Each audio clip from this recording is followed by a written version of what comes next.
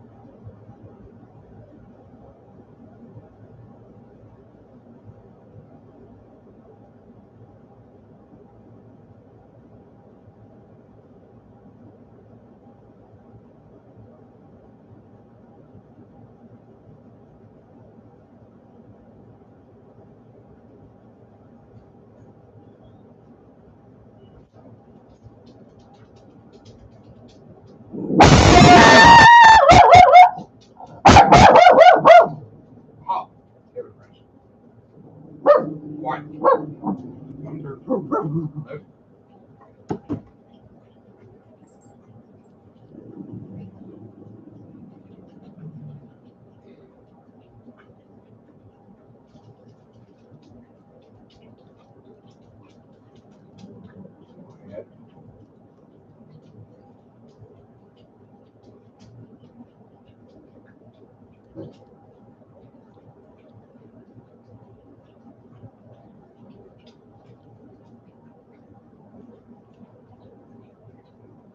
In my garage, just bought this new Lamborghini here. But you know what I like more than Lamborghinis? Knowledge, dude. And Webinar Wednesday. Guys, welcome to a segment of the show where we get scans so you don't have to. In the past, we talked about gurus. I talked about their marketing. I've done that stuff. I traditionally strayed away from going into their course, partly because I don't want to spend $2,000. Also, partly because it's hard to show that because it's behind a paywall. But I decided I would do it anyways.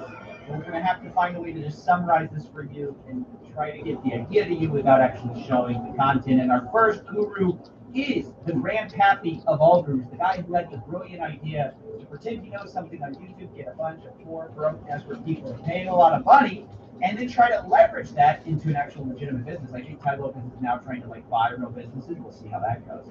But he got his real start with this whole internet marketer thing. I'm like this genius guru who knows the secret of health, wealth, and happiness. You guys all know the app. Here in my garage, just bought this new Lamborghini here. But you know what I like a lot more than materials? That's enough. Knowledge. But today we're going to be dissecting what happens behind the course, behind the paywall. So, bring down the screen. Okay, guys, 67 steps to success. This is what he kicked it off with, I believe. You guys have to tell me if I'm wrong there. But we're going to be going through a few things, okay, when we're reviewing this. We're going to talk about the price. We're going to talk about what I like, what I don't like. Should you buy this course? The full review, all that stuff. Now, to start with the price, $67 is what I found it for, with a $67 renewal if you don't cancel. I think that's probably pretty mid-range to low range. I think that's sort of more of a tripwire product. We're trying to get you in the Ty Lopez funnel system. And indeed, a lot during the course you're hearing him talk about upsells. If you're part of this closing group, if you're part of this mastermind, you should buy, this upsell. And he always says, oh, I don't actually want the money. No, I don't want the money. I do it for you. You pay attention. You're not going to pay attention unless you open up that wallet, baby. So that's the price. Now, onto the course itself. The first thing you should know about this course by Mr. Pez is that it's very, very, very long. It's 50 hours long, which, if you're looking for value, might seem like a good thing. But unfortunately, 50 hours does not mean 50 hours of good content. It means 50 hours of Ty Lopez basically bloviating about little anecdotes in his life. I mean, nothing of this felt prepared. It felt like he just had 3 points, and his goal was to hit a 30-minute marker or an hour-long marker. The amount of just kind of where was I going with this? It's ridiculous. Luckily, I was going to feel bad and watch the full 50 hours, but Ty Lopez made me feel better. And this might be the only takeaway that I got from this course, was during the speed reading portion. Now, we all know Ty Lopez, he's the king of reading, right? 1 book a day. Well, actually, it turns out he doesn't read 1 book a day. He does something he likes to call speed skims a book a day, which might mean reading it for 5 minutes, 10 minutes, 15 minutes. But basically, anything but read it all the way through. And this is his rationale behind it. You want to get away from stories. Stories are what how authors fill up the pages of the book. Yeah, that's exactly what Ty Lopez did this for you. They're just trying to sell their book. They don't want to sell. Most authors could write a 10-page book with everything they know, the cliff notes, but they don't want to do that because they can't charge you $20 for it. Yeah, the irony here is palpable, and that's what I realized. I'm not going to sit through all of this Ty Lopez justifying the $67 course. Instead, I'll just get the main high-level points. Because really, it boils down to each lesson. We've got 67 lessons. It comes down to one thing, or maybe 1 or 2 ideas.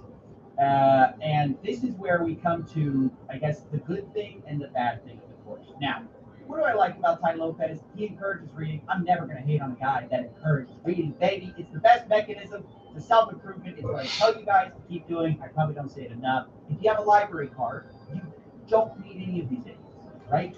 What I'm trying to tell you, you can get way deeper ideas. You can improve the quality of your thinking, the clarity of your thinking, all for an incredibly low price. So I like that about him. Hopefully he encourages people to read. Even his book list, I have no problem with. I thought his book list is pretty good. I've read a lot of the books on there, and I would wholeheartedly endorse a lot of them. Now, what do I not like? Well, this whole course, and this is getting into like the really rating part of it. The whole course is reheated self-help. Ty Lopez speed read the Barnes and Noble self-help section and put it into 50 hours of content. Okay, 50 hours of him just telling little stories about Grandpa Joel Salatin or whatever. Which, by the way, is this man a farmer or isn't he? I recently saw a video where he's approaching a horse from behind. How did I not know? But we're supposed to believe he's a farmer because he's got a hat on. Like, I'm not even a farmer, and even I know that. Look, can I be a farmer too now that I put a straw hat on? This is ridiculous. But anyway, that's the biggest problem, is that if you've read self-help, if you've cracked open 3, 4, 5 books from the self-help section, you already know all this stuff, and you have it from the source material, where people have spent years crafting together, like, the amalgamation of decades of experience, right, into 1 or 2 really crystallized ideas. Or you can have a guy who read it for 15 minutes at the breakfast table regurgitate it to you over an hour. I mean, I think the difference is clear, and this is like where the value proposition becomes kind of weak. He said, really, he's just regurgitating ideas, all the while saying that you should read. But if you read, then the value of Ty Lopez's course basically goes to 0. And if you just listen to summaries, then you're kind of doing what Ty Lopez is saying not to do, which is to be a dilettante. Another incredibly ironic part of this course is he talks a lot about how you need to drink deeply from the well of knowledge. But Ty Lopez seems very interested in not drinking deeply from the well of knowledge instead of drinking very widely from the well of knowledge. I don't know. Don't become a dilettante. And now, the next thing I'll talk about is listening to dilettantes. See, dilettantes are usually allowed. Oh, by the way, if you guys don't know, dilettante is a fancy way of saying amateur, someone who's just read just skimmed the surface. And Ty Lopez's literal approach to reading is speed skimming. So his message is don't listen to dilettantes, don't be a dilettante, which I agree a lot with, but the problem is that Ty Lopez is a dilettante telling you not to listen to dilettantes. Once again, I don't know how you get away from the irony. I would also say here, as an aside on the reading proposition, is that this idea, he calls it strip mining, like you're mining for gold. You only want the gold. Only look for the gold in the book, and as soon as you get it, you like put the book down. You don't care about that anymore.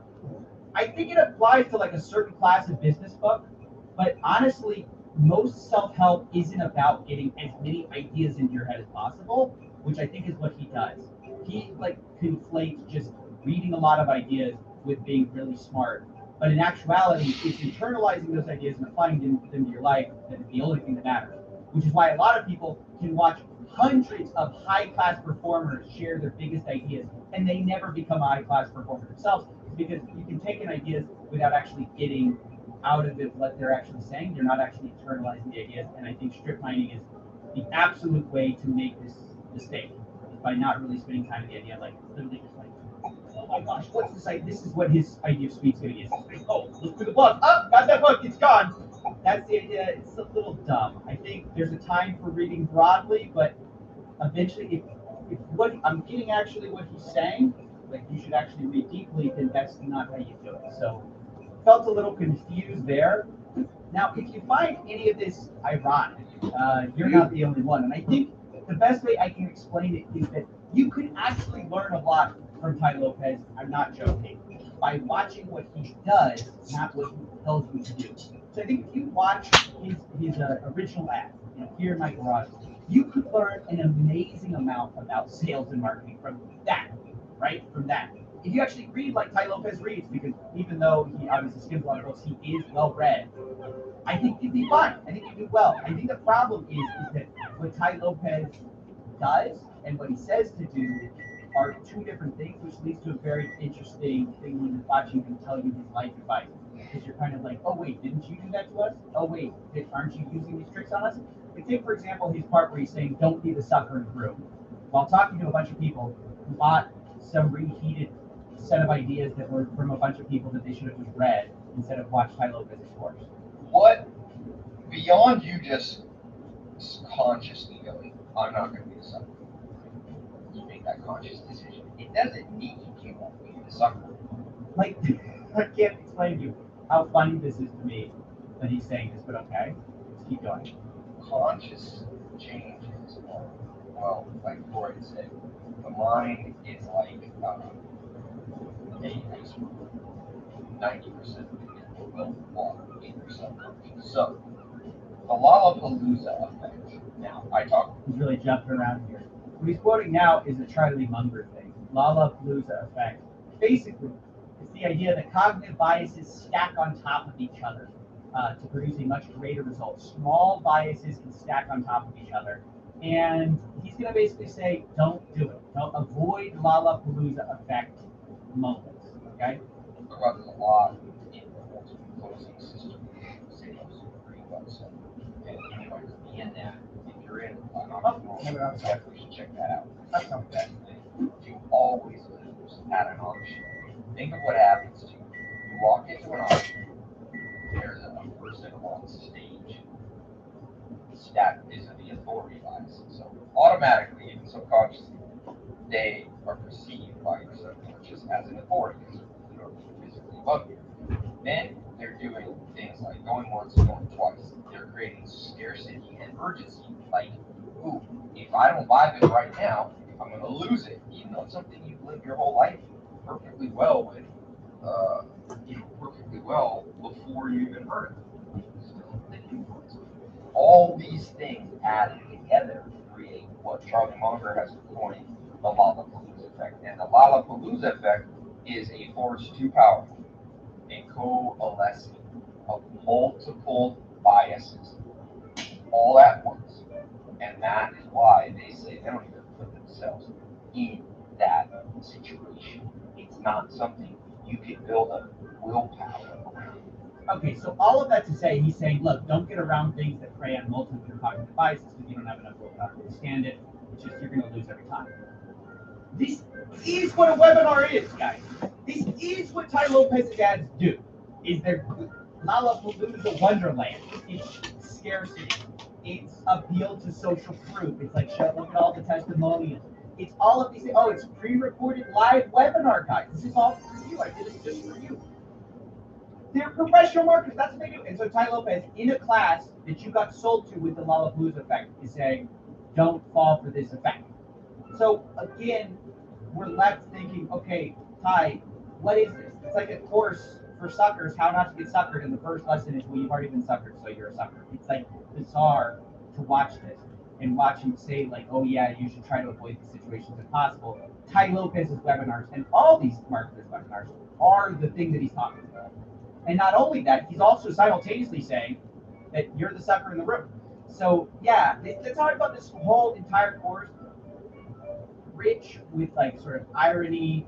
And though he had some good ideas that like I agree with and I've internalized myself, they're all from books, right? They're all from books that most people, if you just go through the basic reading list of the self-help section, you're going to learn, or the basics of a business book section, you're going to learn. And this guy is basically protecting himself from the authority on all these topics, despite reading just very broadly on all of them. And then he says, don't listen to dilettantes. So, I don't know. Take from that what you will. All in all, rating. Let's get to a rating. I think you guys get the picture. I would go ahead and give this, out of 5 stars, a 1.5. I would say, the marketing was overhyped. If you thought this was going to lead to a good life really quick, obviously it does not. So it doesn't fulfill its side of the marketing. It's just a bunch of like common sense frameworks that most people would know. I think the person who should buy this, I'm going to give you someone who should buy this. If you like Tai Lopez and you realize the marketing is misleading, and you've never read the self-help section before, and you want a broad swath of it, regurgitated through some long-winded rants, right? Maybe you have a lot of listening you need to be doing, and you can't stand the voice of anyone but Ty Lopez.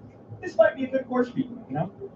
If you want to avoid the source material and just listen to Ty Lopez, this may be a good course for you, but for the rest of you, yeah, I would say save your money, get a library card, and be well. I think that's gonna about do it. Thanks for coming to this episode of Webinar Wednesday. Tell me if you liked it. Tell me if you hated it. Tell me if you want to see more. Who do you want to see next week on Webinar Wednesday? Will we get scammed so you don't have to? Let me know in the comments below. And as always, we'll see you tomorrow.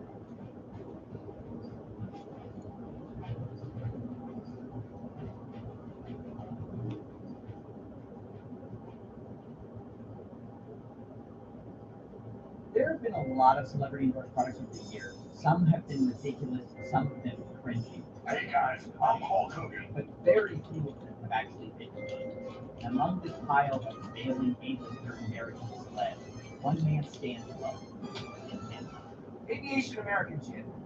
If you're drinking anything else, you're drinking bullshit. Welcome to a daily YouTuber channel, guys. As we know, pure quality here. Today's the first installment of Marketing Monday, where we demystify the success and disasters of the marketing world. Here's the answer to the age-old question today in episode 1. How do you think people watch your ad? Traditionally, the answer's been, force down the throat. But it's 2021, guys. It feels a little aggressive in the time where kids know consent. So the real question is, how do you make people want to watch an ad, to consent to it? The answer normally has been to use celebrity. The problem is it doesn't normally work out as planned. Put popular people in sterilized, scripted environments, something still feels off. Even in multi-million-dollar photo shoots with the best copy editors in the world, you know that Chris Rock doesn't care about a 5G network of Verizon wireless. This is a game changer. 5G, 5G, 5G, 5G. Not only that, you could replace Chris Rock with literally any celebrity, and the result would be the exact same, not exactly inspiring. Send you 2.5 the ad. But you know whose YouTube channel hasn't been? No. Ryan freaking Reynolds. This man has accumulated almost 500 million views. Just organic traffic, no PPC required. And the content, all ads for like random stuff you wouldn't think of viral successes. Gin, okay? Maybe objectively the worst alcoholic beverage. Sorry guys. You've got budget over wireless, and you've got dating websites. Okay. Not exactly a recipe, a trifecta for virality. But if you're like me and you thought that, you're an idiot. Because millions of people tune into this kind of content. With the most popular comment being that this is the most popular type of ad that people will really watch. And to the marketing skeptics like me, who know that we don't make purchases, you should know that these ad campaigns have been enormously successful for the companies it's partnered with. Mint Mobile had a huge surge in popularity, and Aviation Gin just sold for $600 million. That's right, million. Now, of course, success is never just one thing, but viral marketing always helps. So what is he doing right? There's 3 things. It's funny, it's self-aware, and the brand always looks good. Now, most celebrity endorsements, I realized after watching a bunch of them, way too many, nail number 3. The brand looks good. Look at Chris Rock, right? The iPhone looks beautiful. The whole ad actually is just this beautiful thing, but it's not funny, it's not self-aware, and in fact, it's just all staged and boring. Now, a rare exception to this is the celebrity endorsement that hit 1 and 2. It's funny, it's self-aware, but these often come at the expense of the brand. Take, for example, Bill Burr. He's a hilarious example of this. He always insults his sponsors as he reads them. Right on the bat, this sounds creepy to me. Video doorbell. We'll insert dinging sound. What does that mean? I was supposed to insert ding dongs? All right, let's do that again. Or built-in rechargeable battery. Put your mind at ease and protect your home and your parakeet with the video doorbell. Time Magazine named one of the top 10 gadgets of 2014. Share it to kill more porpoises, because eventually you have to throw out the wires, and they will end up in the ocean. But right now, my listeners get the Ring Video Doorbell for only $174. That's $25 off the normal price. Still kind of expensive, you know. House comes with a doorbell already attached. Still making payments. Anyways. Okay, you're coming after that. It's funny, it's self-aware, but you're not going to buy a Ring doorbell. If anything, you're not going to buy it anymore. sitting somewhere right in the sweet spot is an ad that manages to be funny, self-aware, and makes the brand look good all at once. Take, for instance, this ad within an ad where Ryan Reynolds buys mid-roll ad placement for his gin cup. My new movie, Six Underground, is so huge, you're going to want to watch it on a bigger, better Samsung QLED TV. Oh, aviation channel. That gets there. Now that's the ad. And you're thinking that the only reason this ad works is because it's fun? Let's talk about 5G with the mobile carrier network, okay? It's about as exciting as dental work. But watch this. It's hard to believe that 5G is as amazing as everyone is saying. So we brought in Mint Mobile head of technology, Rizwan Kasim, to explain it to us. Riz? Well, 5G is substantially more spectrally efficient with lower latency. So it's an order of magnitude improvement over 4G. It seems we may never know what 5G is, so we're just going to give it away for free for every plan until we can figure that out. You just got to bow to the master. Well played, Ryan Reynolds. You managed to make 3 million people voluntarily sit through an ad. Well played indeed. All right, that's basically it. I hope you enjoyed this episode of Marketing Mondays. If you did, leave a comment below letting me know who you'd like to see next, featured next on Marketing Mondays. It can be great advertising, it can be terrible advertising. But I thought we'd take a little diversion from the usual scams that we talk about and talk about real advertising that either succeeds, works really well, crushes it, or completely bombs. We'll analyze it on this channel. Let me know if you enjoy it. See you in the next one.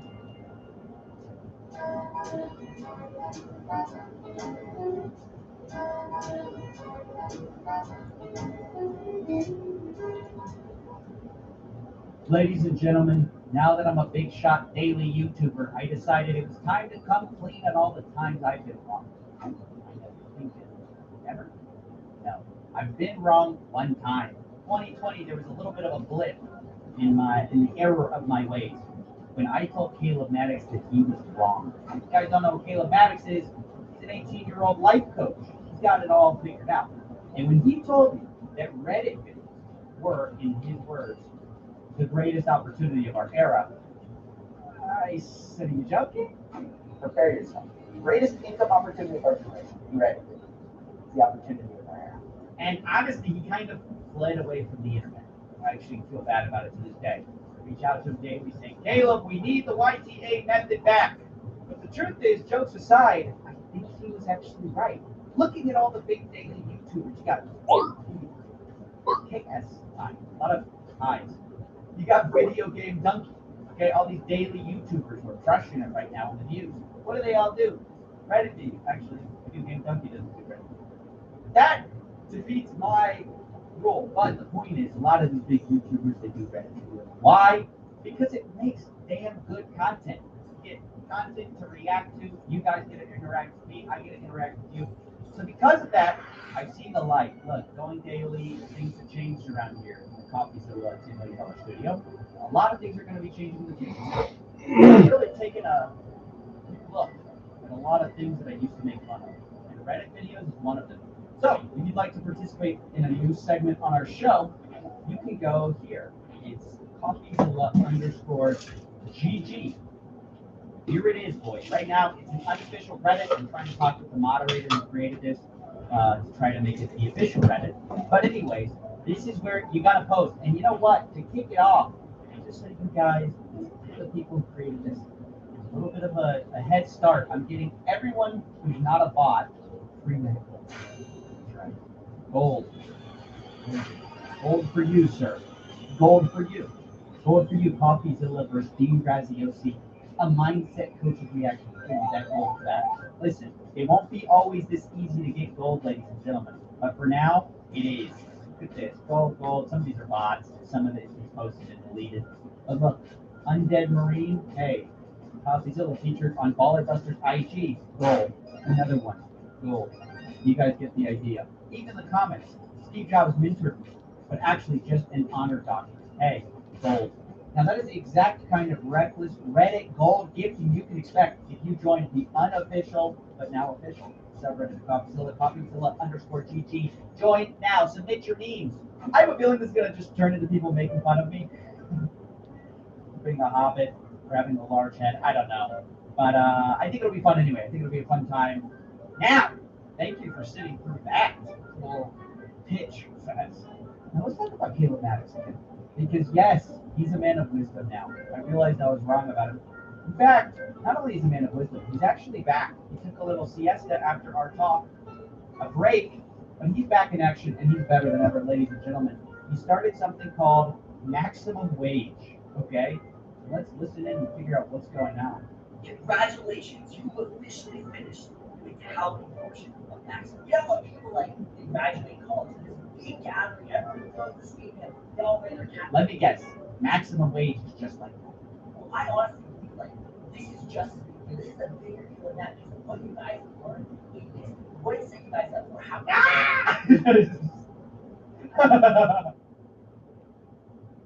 Oh my gosh!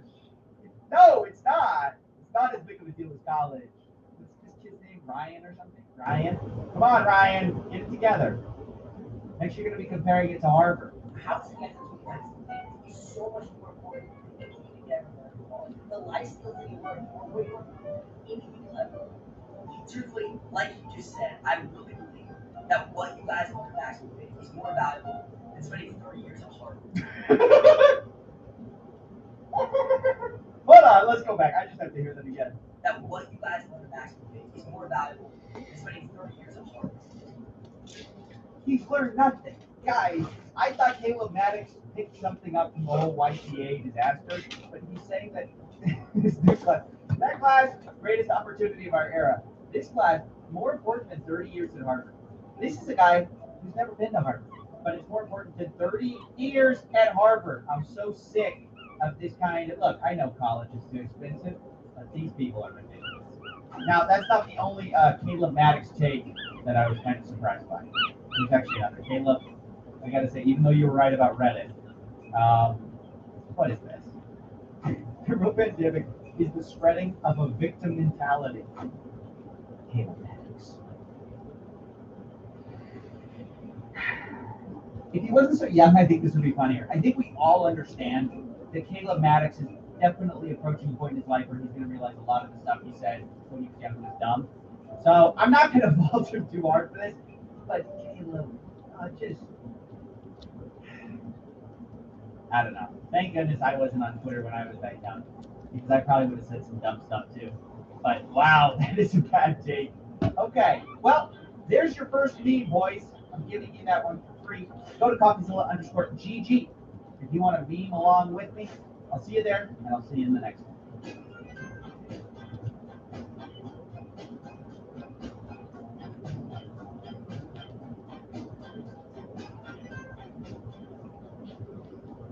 Ladies and gentlemen, grab your things. Grab something to cry into. It's going to be a very sad episode today. Very serious with you guys. It's going to be about the art of how people retire on YouTube, how marketers retire. Very depressing. Please make sure you're somewhere where you can openly cry, because compare to this. The Notebook was a comedy. It's actually why I came to the studio at night. I didn't want to make anyone sad during your office stay, right? You want to cry in front of your coworkers. Introducing first our first contestant, Kevin Day. So for all of those reasons, I'm quitting YouTube. Tell me it is the truth, Kevin. After all we've been through together, you and me, don't quit now. What am I going to do with myself? How am I going to make YouTube videos if you quit? Oh, I quit social media for 48 hours. But before we do actually get into all of those, I do want to take just a few quick seconds and address my last video about quitting YouTube. Because wow, tens of thousands of views in the first couple of hours. When you retire, the view counter goes up. Marketers are this really weird species of humans where nothing means what it says they mean. I mean, take Billy Jean as marketer. He didn't only quit YouTube, he said he's retiring for good. What's up, it's Billy, and I know you're busy, so I'll be quick. I sent this to you in your email, but if you didn't have a chance to read it yet, I wanted to let you know that I'm retiring. So what I did is I took everything I've ever created, and I'm just pretty much giving it away. Giving it away. Code, marketers speak, for selling it for $69. That's right, giving it away. I'm practically giving it away, guys, for $69. And actually, we learned 2 weeks into his long retirement. I mean, this is a man who used to rest from all his hard labor, teaching everyone how to market effectively. He decided to drop another video. He came out of retirement how to create a giveaway that gets a ton of engagement. How do you turn a giveaway into actual sales? Oh boy, I feel like I already know the answer to this. What's a simple and easy way you can do it today? Because there's one thing garnering interest of people who want stuff for free, pretty much giving it away. But how do you actually translate that into money in your pocket? Step one, retire. Step two, charge $69 for your giveaway. Now, guys, the first two, I mean, I know I was joking, but this one really will bring a tear to your eyes. Get a sad music going, please. Come on, let's play. I'll just start playing some sad music.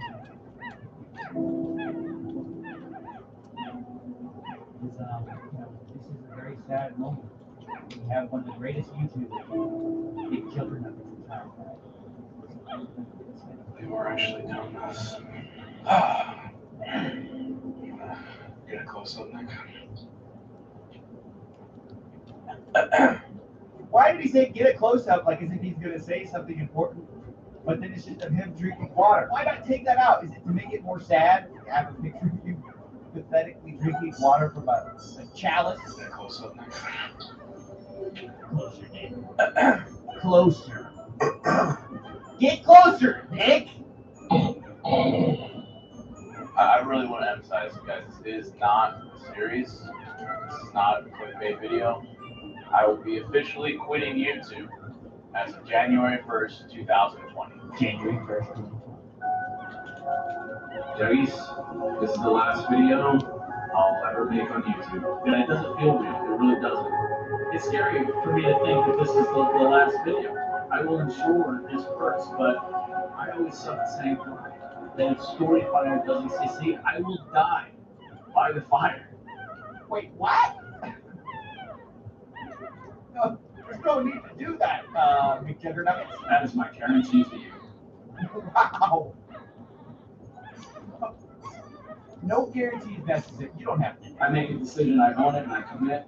You guys heard it here. I mean, we can't talk him out of it. I will die by the fire. I'm willing to do the hard things and let go of things that have been in my life forever. It's like when somebody passes away, or you lose somebody and you can't get them back. There's so much you want to say. Or if only I did this, or it'll never be enough. And I'm sure years from now I'll be like, I wish they knew how much they meant to me. I really hope I articulated that. I didn't actually believe it was a farewell video at first. I thought it was another one. It's clickbait liars who come back to the platform within weeks, maybe even days. But not you, McJuggernuggets. When you say something, you stick by it. Let me close this off for the last time, forever. Alright, Chase. I love you all to death. But don't forget to keep reaching.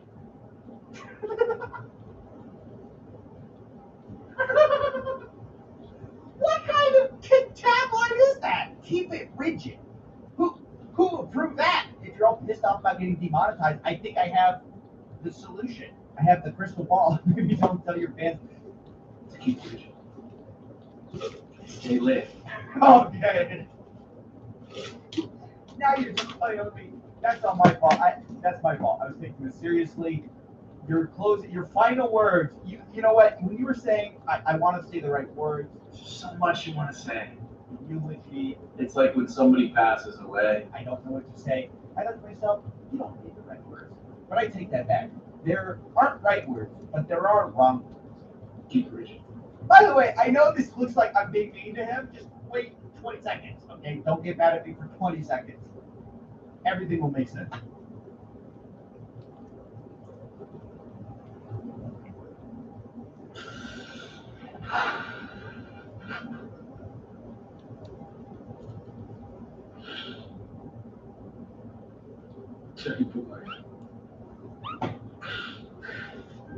I have returned. 1 month.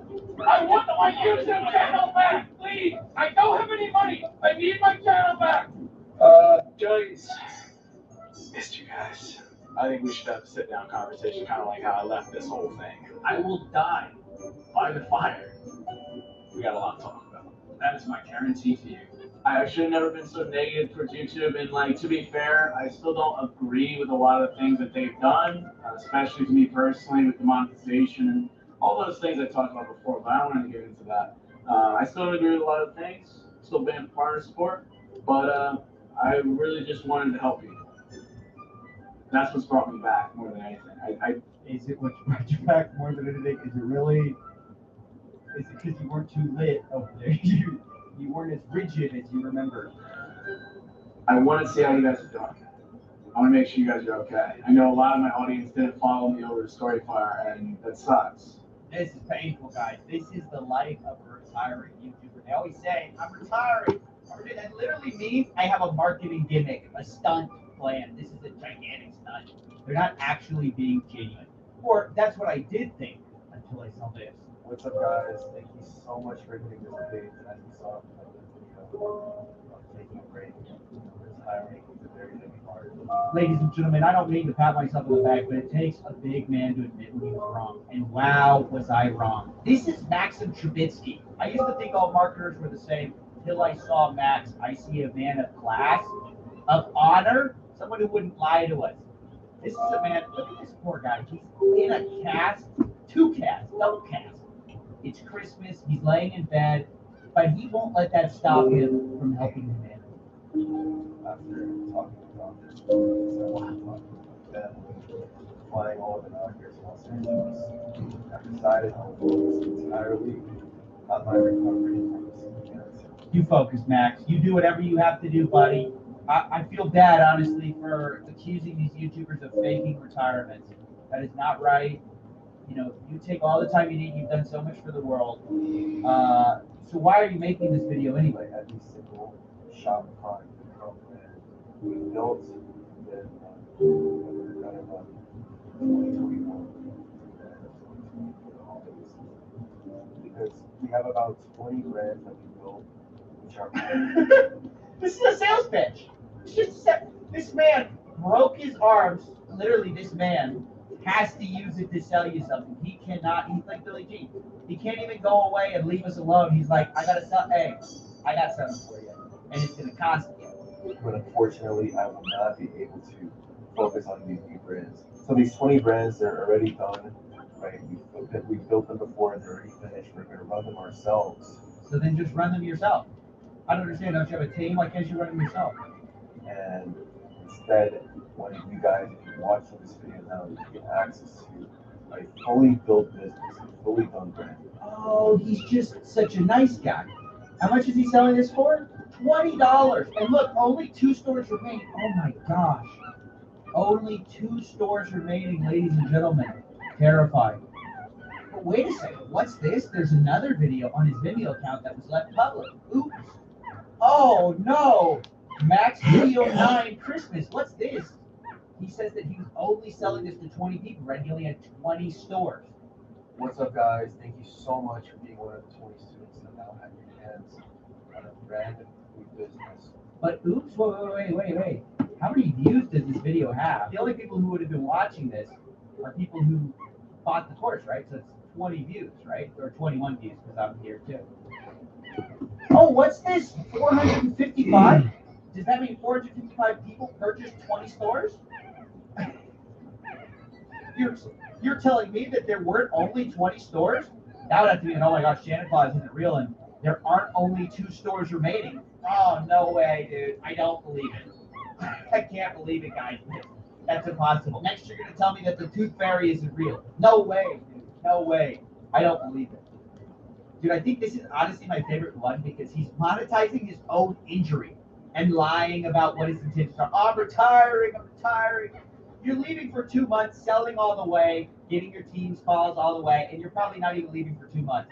I'm just going to say this right now. Anytime a YouTuber makes a big deal about retiring, and oh my gosh, guys, I'm sorry, I'm going to leave, 90% chance it's fake. I mean, I hate to be the bearer of bad news and everything. I hate to be that guy, right? To tell you this, to spoil things for you, the magic of YouTube.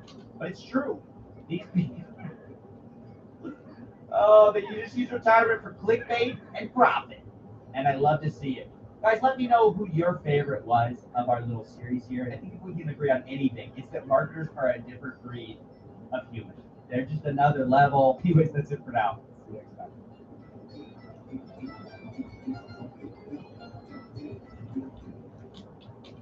Ladies and gentlemen, today we are uncovering quite possibly the largest giveaway scam in history. And the crazy thing is that it's still going on right now as we speak. Guys, I am talking, of course, about Instagrammer Jay Mazzini. Now, I'll introduce you to this guy. I'll give you everything. First, let me say he's very requested. And I actually put together something for you guys. Let's watch. I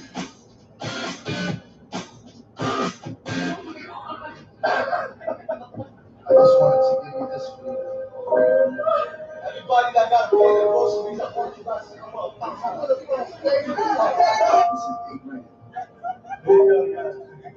This is the side that Jay Mazzini wants you to see. He has a bunch of posts on his Instagram everywhere where he's giving away money. And he wants to be seen like that. He wants to be seen like sort of like a Mr. Beast 2.0, Mr. Altruism. He's constantly giving away money. But the question is, where did he get this money to be giving away to everyone? Well, he'll tell you he owns an academy where he teaches trading, and he also owns a clothing company called Mazzini Italy. I got a clothing line. I got an academy. We sell clothes. We teach jobs. Now, according to him, the clothing company alone is worth $8 million. Pretty impressive for an influencer who has 1 million followers. Most people on Instagram who have 1 million followers are making a decent living, but they're not making anywhere near $8 million. $8 million net worth. This is what the company's estimated at. But when you start digging deeper, we find out why Jay Mazzini is getting so many orders on his site. This is going to be a mystery box. Minimum order 3 Mazzini products. In order to win what? In order to win maybe $10,000, maybe $20,000, maybe $30,000. See, this is how Jay Mazzini really makes his money. He does giveaways where he will say, for the next X number of orders, I'll be giving you back money. And it's not like an insignificant amount. This is often life-changing amounts of money, but the requirement is you have to buy products from his site, mazziniitaly.com, in order to enter to win. Now, on the FTC's own website, they say the signs of a prize scam is that, number one, you have to pay. Legitimate sweepstakes don't make you pay a fee or buy something. This is in contrast to what Jay Mazzini does. He forces you to buy his products. Oftentimes he says, oh, you have to buy 5 items, 7 items, 10 items from my site. But he keeps saying you're going to win a ton of money. And guys, it's a lot. So here's just a few of them. For the next 1,000 orders, I'll be placing in $12,000 in each order. $12,000, okay? $12,000. Pay attention. Minimum order 6 Mazzini Italy products. This is another one. For the next 300 Mazzini Italy orders, I'll be placing in $40,000 in each order. Okay, think about that. For 300 orders, he's going to place $40,000 in each one. And I know most of you guys already smell a gigantic scam, right? Obviously. But he insists it's real, guys. It's real. And let's do the math here, okay? I went and I checked. What's the most Jay Mazzini could be making off of this little thing, right? Let's say you buy the most expensive thing on his site. Well, according to his own slider in the all item section, the most expensive product is $85. So you're paying $85 and minimum order is? Minimum order is 9 Mazzini Italy products. So the max you can make per person is $765. And this guy is saying he's going to give away $40,000 to each of those people, meaning he's running at a net loss of $39,000 per customer. That's what he's saying. That's the math. What comes next then should come as literally a surprise to no one. People start coming out of the woodwork saying that they were told by Jay Mazzini that they won, and then they never got money. I was on live with Jay Mazzini.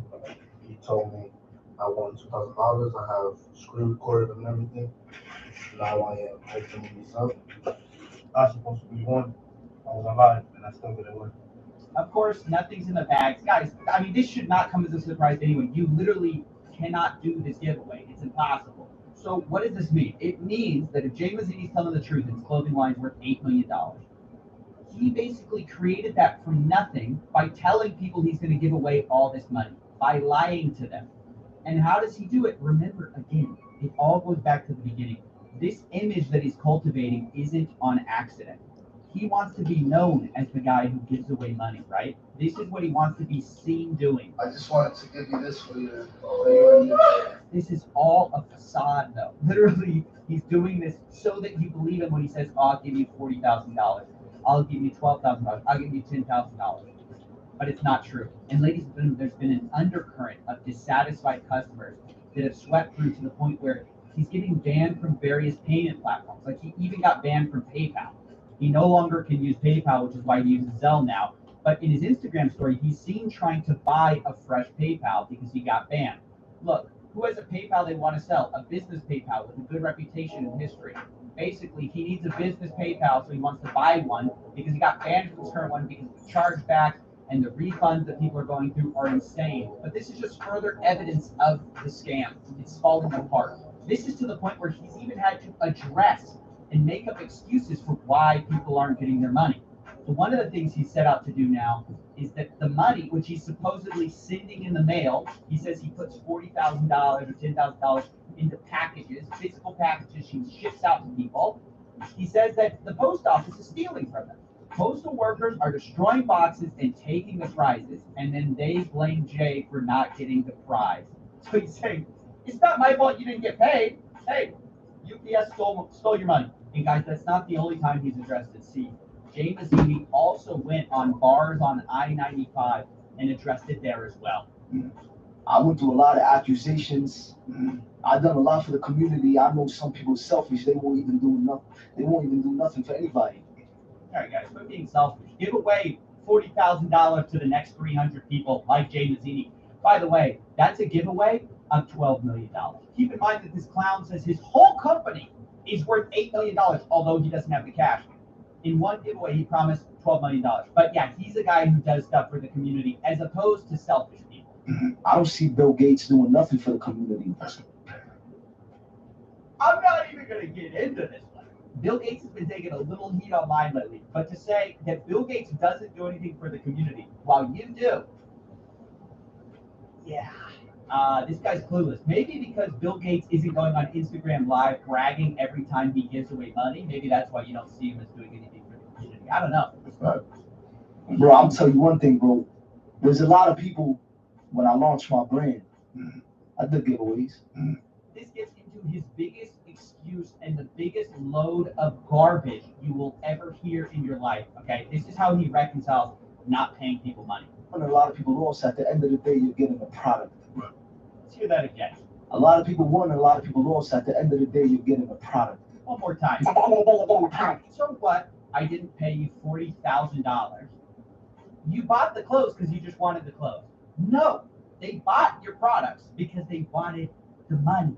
It's not at the end of the day, if you didn't win, you got a product. No, you're robbing people because the only reason they're going in and buying your crappy clothes is because they want money. It's not because they're in love with the Mazzini brand. He says this all the time, by the way. This is his big excuse. He goes on entire rants about how he doesn't owe you anything. Scamming how? Scamming how? I got a clothing line. I got an academy. We sell clothes. We keep stocks. Oh, the brain is scam. Why? Because I can't give everybody money? Instead of looking for something, go get up and work. This is his big thing. Oh, I'm about people working. No, you're running a giveaway scam.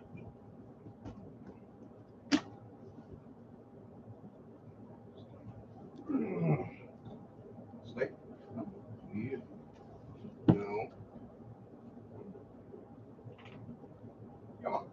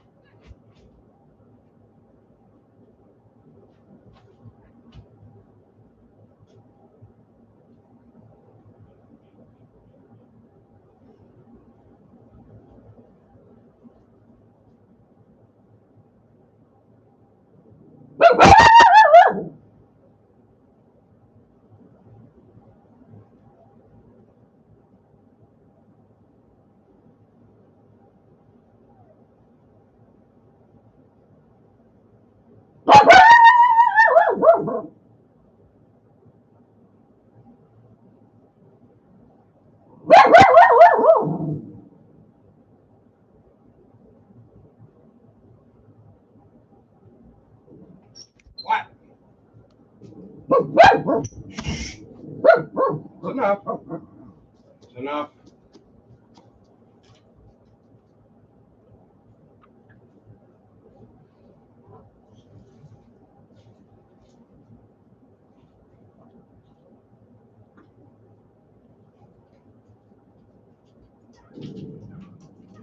Shamir, go lay down. Good girl.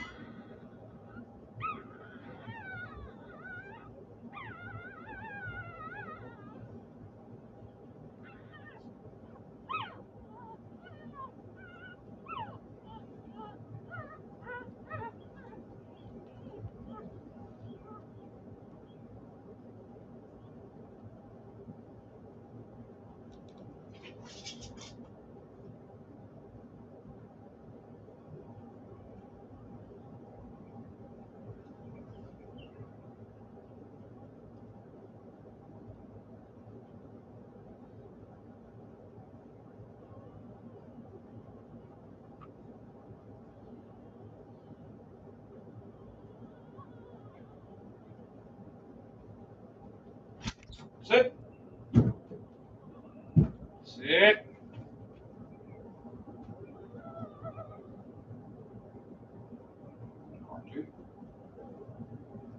Oh. Thank you, Mira. Thank you, Mira. Good girl. Come here, Alva. Good girl.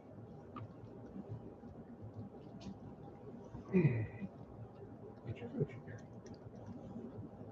Get your food. Get your food. Come on. Good girl. Here's the incredible thing about this live, by the way, and you can't make this stuff up. After going on this rant about how he needs people to become self-sufficient, what does he do? So listen, starting now, since I'm big, starting now, for the next 100 people to enroll in the Senior Academy, we're giving away $30,000 for each person. Let's rewind that again, guys. For the next 100 people to enroll in the Senior Academy, Pull out the calculator. we're giving away $30,000 for each person. How do you So right during a speech where he's saying you need to work, blah, blah, blah, and stop asking me for money, he promises you $3 million in a giveaway. give and how? So that's who Jay Mazzini is in a nutshell. He's doing what is, in my opinion, the largest giveaway scam. And we're going to tally up how much he's promised at the end of this video. But I want to show you how often he does this, because unfortunately, even though repetition is repetitive, it also proves a point. So let's walk through some of his giveaways, okay? And then at the end of this video, I'm going to show you how much total he's promised versus how much he could have made if every single person bought the most expensive item on his entire website, okay? For the next 1,000 orders, I'll be placing in $12,000 in each order. Minimum order 6 Mazzini Italy products. Okay, so he just promised away $12 million, and the total sales he would have reaped from that if everyone bought a minimum order of 6 and they paid the maximum amount per item, $85, he would have made sales of $510,000. But he promised $12 million. Okay, let's go on. This is another one. For the next 300 Mazzini Italy orders, I'll be placing in $40,000 in each order. Minimum order is 9 Mazzini Italy products. It can't only be masks. Okay, same deal. He's trying to give away $12 million here as well, just in different amounts. 300 orders, but he's giving away $40,000 this time. Minimum order of 9, meaning he can make $229,000. And again, that's sales, not profit. There's only a prize for the next 800 people. You send the $750. If you win, you win. You lose, you lose. At the end of the day, you're automatically getting the people. Yeah, again, the same thing. Well, you're getting a product even if you lose. No, dude, people aren't buying a minimum order of 3 Mazzini ebooks in order to get themselves smarter. You gotta purchase a minimum order of 3 Mazzini Academy ebooks. Like, why would someone buy 3 copies of a book? That's a requirement of his sweepstakes. There's so much fraud here, it's insane. And the fact that it's still going on is still mind-blowing to me. This man has 1 million followers, or close to 1 million followers on Instagram, and he's running a scam of this caliber. And where's the FTC on this? For the next 5,000 people to subscribe to the Mazzini Academy, I'll be selecting 200 winners, giving them $10,000 each. Okay, another $2 million giveaway, casual. Oh boy, this is one of my favorites right here, guys. Here we go. For each person to place in $1,000 Mazzini Italy order, it's a lot, but I'll be cutting out a check for $125,000. You spend $1,000 on his website, I'll pay you $125,000 for shopping. Thanks for shopping. Dude, what has Bill Gates done for the community recently, guys? For the next 800 people to place an order at the Mazzini Italy site, it'll be $40,000 in each order, minimum order. Guys, that's $32 million he just promised away on a live stream on Instagram. Either this man is Gandhi, either he's a rich billionaire son who wants to burn through the money as fast as humanly possible, or he's defrauding customers. You decide which you want to believe.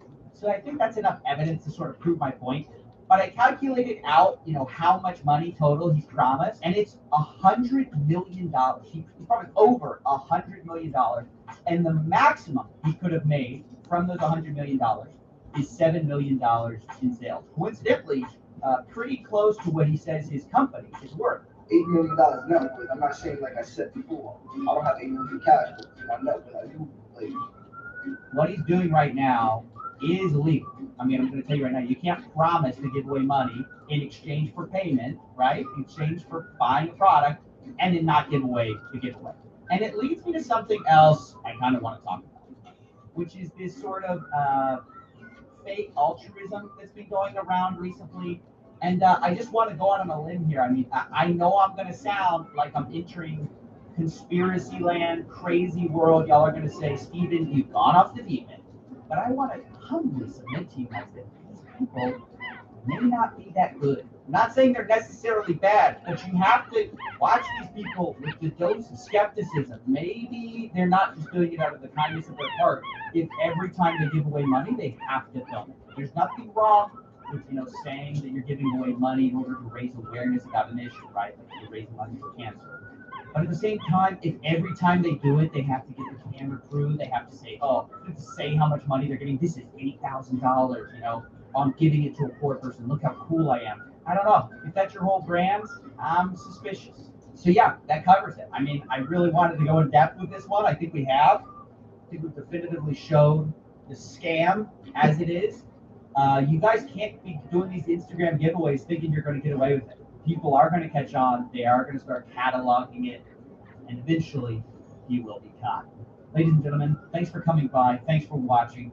Spreadsheet in the link below if you want to go see the evidence for yourself. And I'll see you in the next one. Out!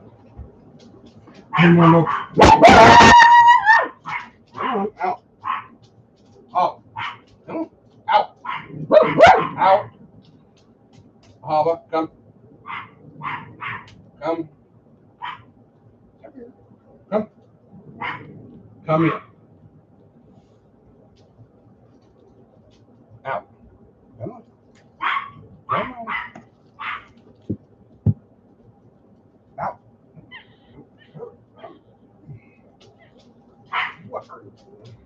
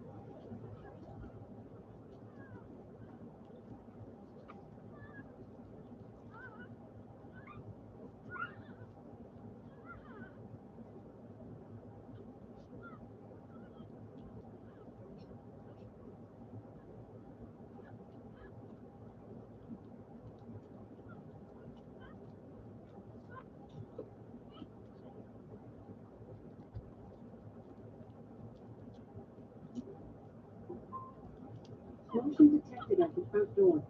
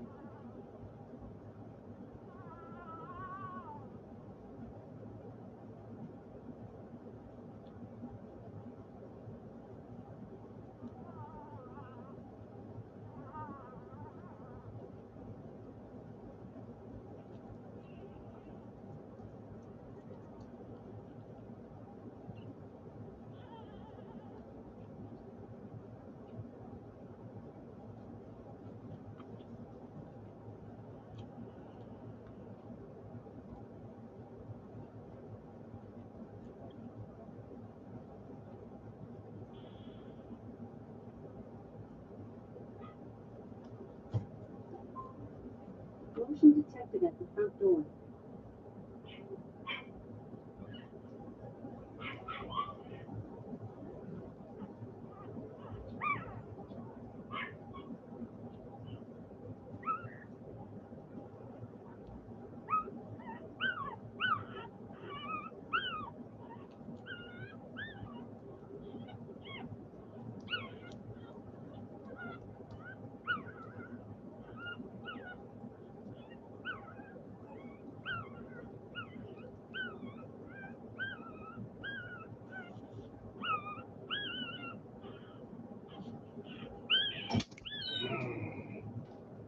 No, darling. Good girl. Hang on. Yeah. Yes. Hi. Hi. Yes, I know. Hi. Yeah. Yeah. Yeah. Office. Sunshine, get down. Office.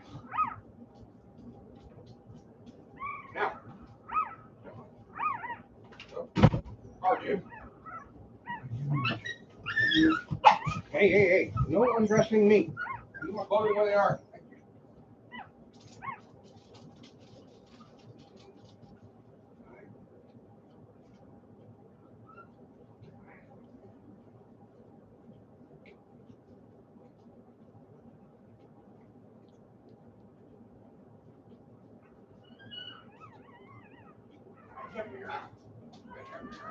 Going to here.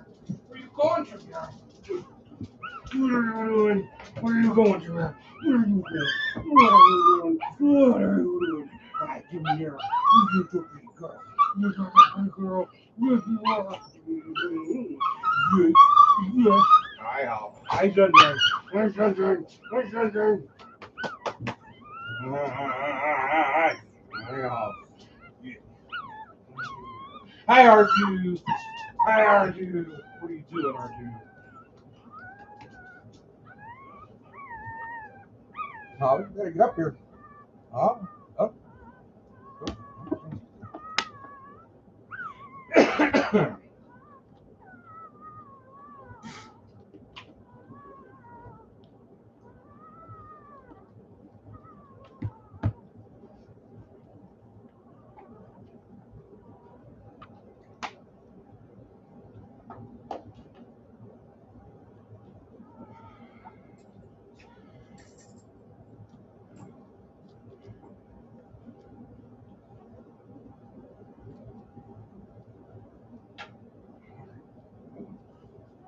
Office.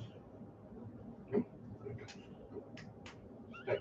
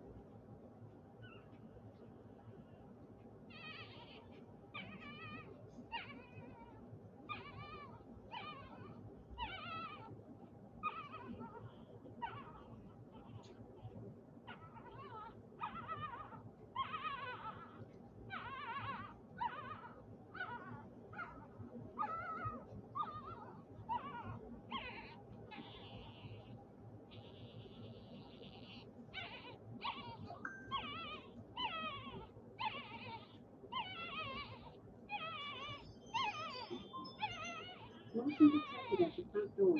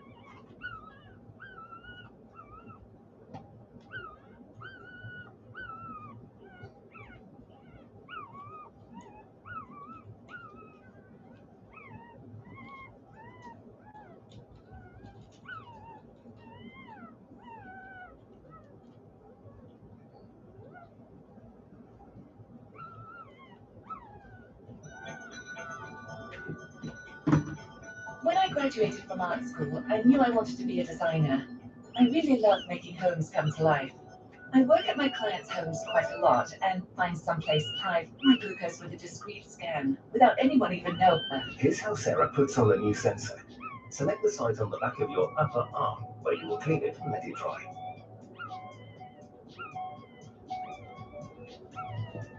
The Freestyle Libre 2 sensor kit comes in two parts, the sensor applicator and the sensor pack. It also contains an alcohol wipe and product insert. Peel the lid completely off the sensor pack and unscrew the cap from the sensor applicator. Place the sensor applicator into the open sensor pack and line up the dark mark on the applicator with the mark on the pack.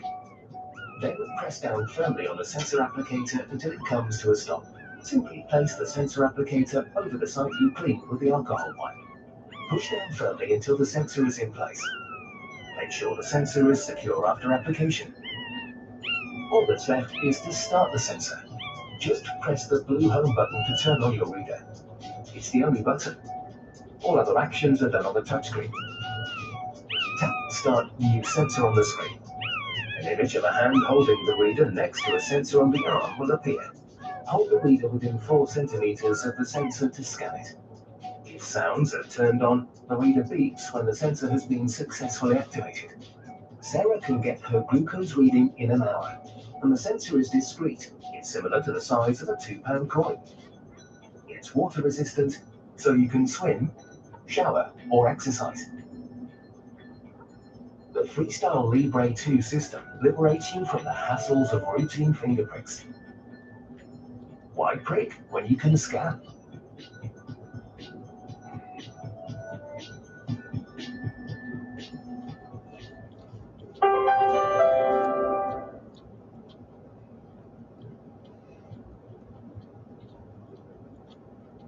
Hey pharmacists, welcome back to the channel. Today we're doing something a little bit different. I've got the Freestyle Libre in front of me, and this is the world's first flash glucose monitoring system.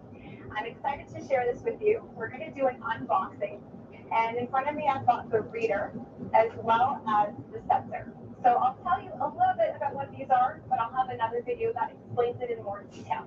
So let's begin. So let's go ahead and unbox this. I've got two things here, as I said, and I'm going to start with the reader. There is a seal on here, so I do have some scissors. I'm just going to cut that open. And let's see what we got. All right, so the first thing that shows up is the quick start guide. This has really nice instructions, is what you see inside. Okay, it's really big. It goes through all the different steps of how to use this, so that's pretty handy. So that's the first thing. The second thing is that in French, because we are in Canada, so we've got both of those. And next is a quick reference guide. Indications for use, contraindications, cautions, understanding the glucose readings, when to do a glucose test, lots of different nice pictures and stuff like that. So that's really nice. And then here we go. There's the device. So we've got this in here all sealed up. I'm going to take this off so we can have a better look at it. And as you can see, there's only one button here. And when you get the box, and when the patient gets the box, it comes fully charged. So when I turn this on, it should turn on. So let's hope that it does that. I'm just holding the blue button here. It's not turning. Oh, there we go. Okay, it just took a second. So it's there, and it's asking me what language. So I'm going to choose English, and then I can set the date. So I'm going to go ahead and do that, and I'm going to set the time, and I'm going to set the target glucose rate. So this is something that you can do with your patients. So I'm going to press next. And then it gives you a bit of instructions as to what you will see. So it shows you these arrows because every time you test, it'll show you whether your glucose is rising quickly, staying steady, falling, or falling really quickly. So I'm going to accept that I acknowledge that and I understand it. And this next screen here is telling me that this is a home button. So you can always just click that to go home. And that's it. So every time the patient presses this blue button, now that we're all set up, they'll see this. And essentially what it is, I'm going to try and move this closer. It's asking you whether you want to start a new sensor or review history. Those are the two main buttons there. And then there's some ones at the top and at the bottom for settings and alarms, which the patient can also set. So I'm just going to put that down for a second and see if there's anything else in this box. I've got a manual here. It's got a really nice guidebook. I actually saw this online, so I've read this before, and it's very handy. It goes through it in a lot of great detail. And there's a section at the back for healthcare professionals use only as well, because there are some options that you can have and set for your patient. If you call customer service, they should give you a code for that. So let's see what else they have. Your personal customer service, I believe this is a warranty.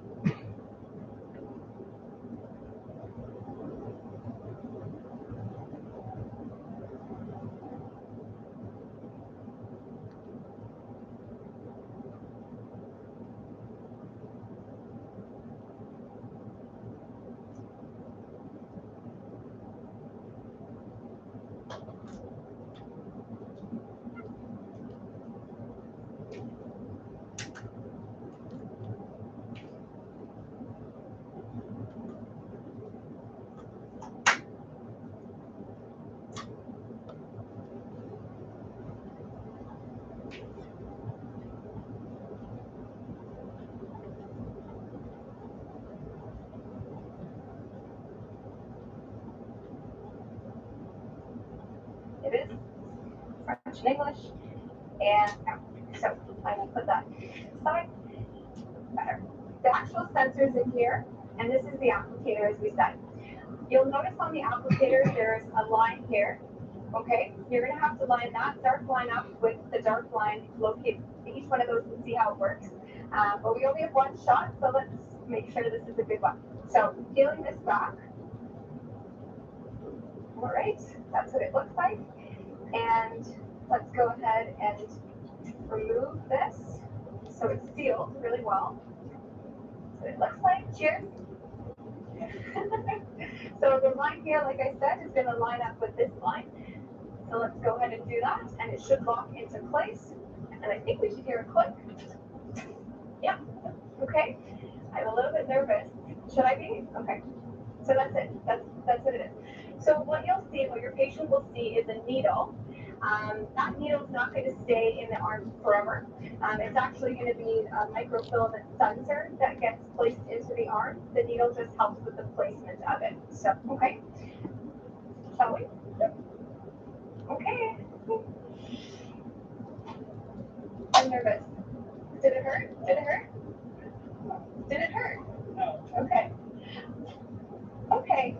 I felt a little bit of a prick, but not too much. And now?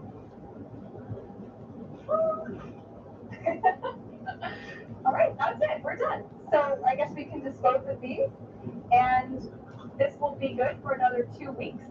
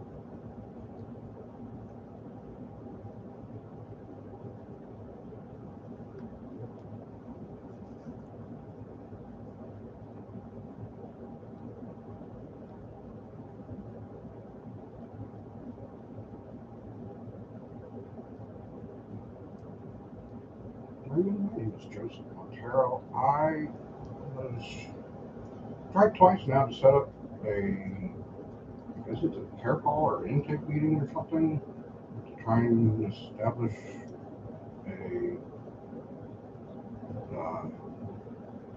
therapist, I guess.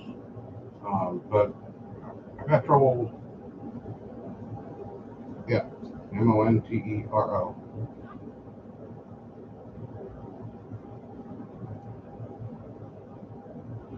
January 15th, 1979. My employer is Fortid. Fortid.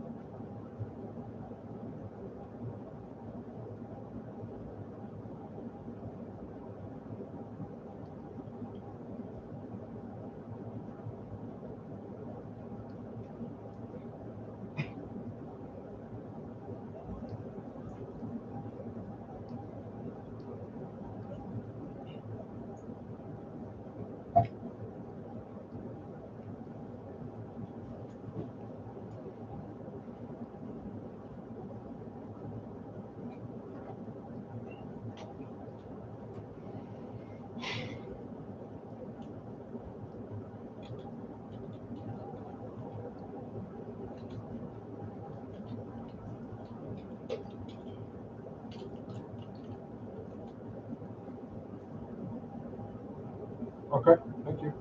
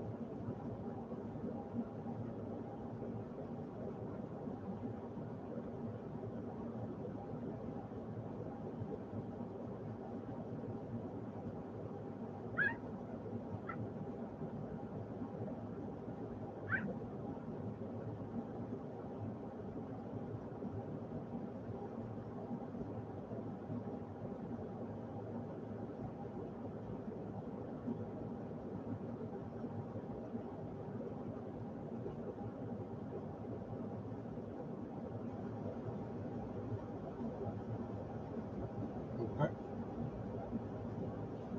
I can, yep. Thank you. Thank you.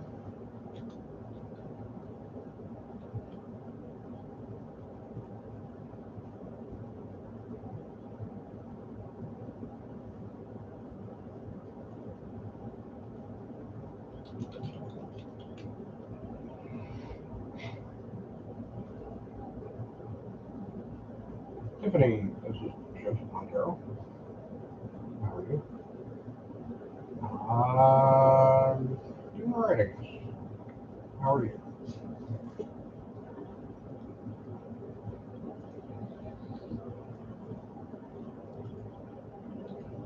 Yeah, and I was in the middle of staring at my phone for some reason, and I didn't even see it come through. I didn't even see it try to ping me or anything.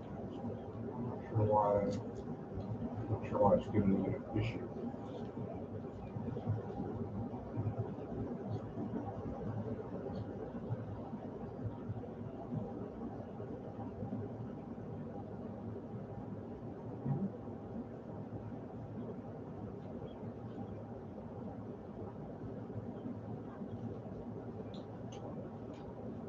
Yes.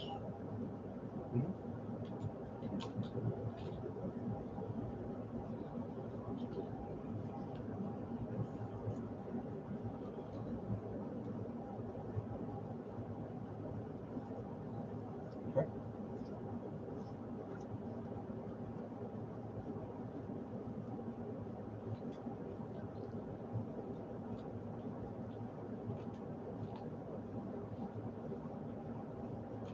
Right.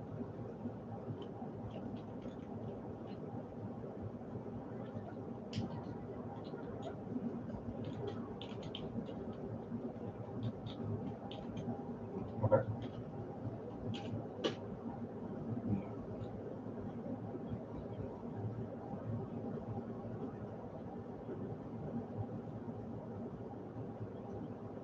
Montero, January 15th, 1979, 8618 Surrey Drive, Temple, Texas, 76502. Yep.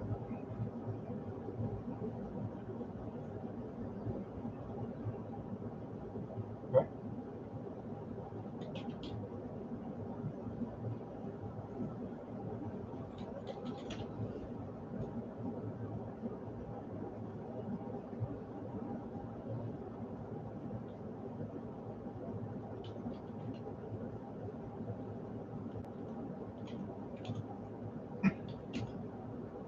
Yeah.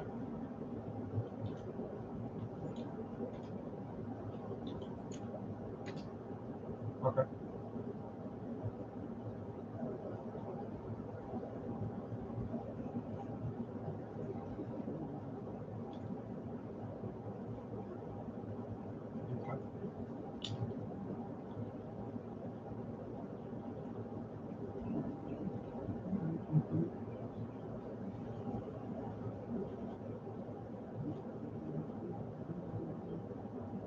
Okay.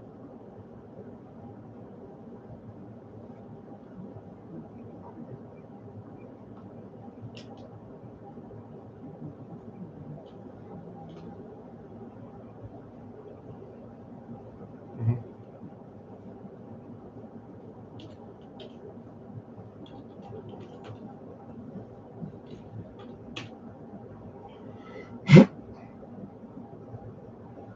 Okay.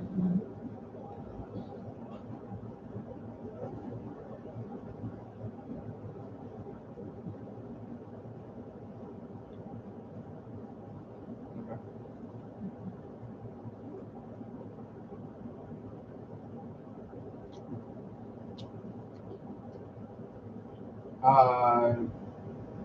Not yet.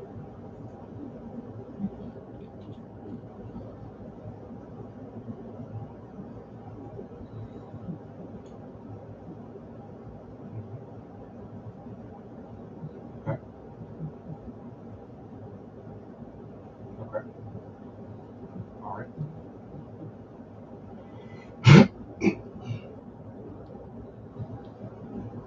Okay.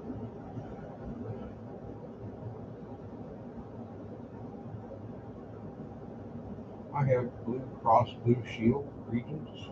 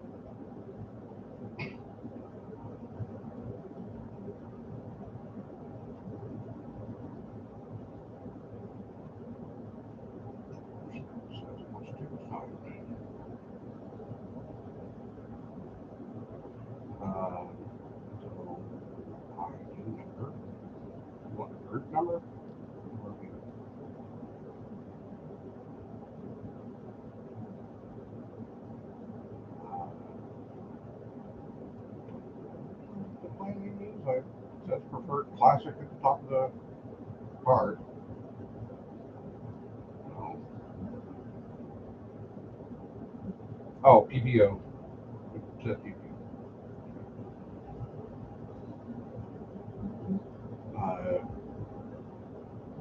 F2V201214423.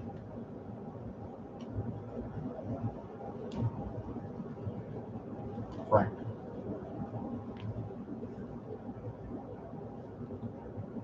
Yep.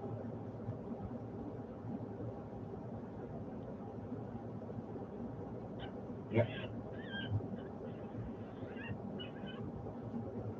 10047366.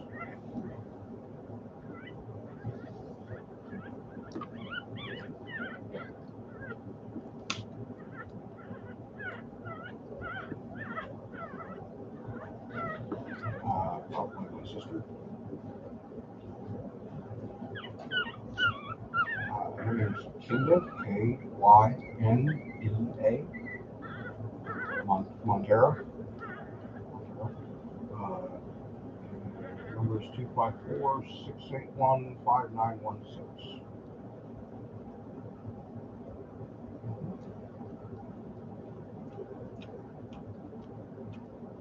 CBS in Delta.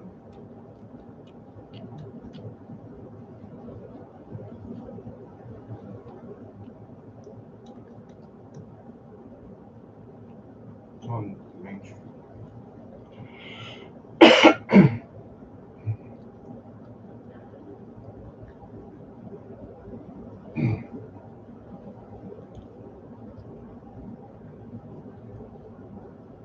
That's correct. Yeah.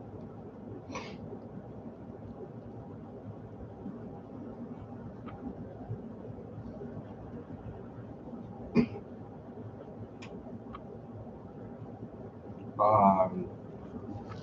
don't know if it counts as an allergy so much as an adverse reaction. Keflex makes me break out in a rash. And morphine, codeine, gives me really, I don't know exactly what it's doing, but it makes it difficult to eat. It makes it difficult to swallow things.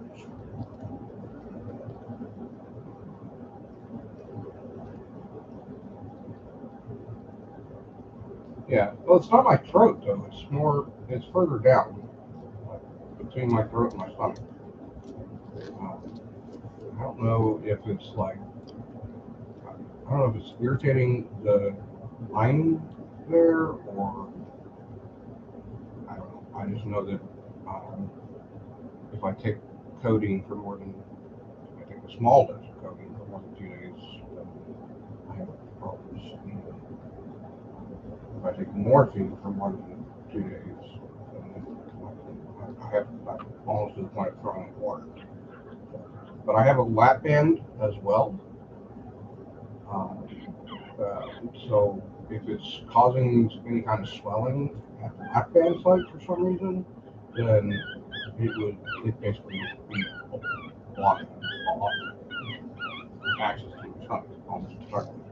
And the entrance with the lap band, the entrance to my stomach is already pretty small. So it doesn't take much.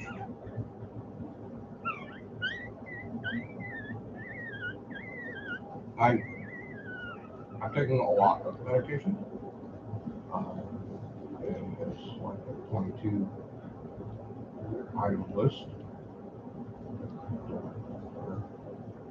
I have it in Excel format.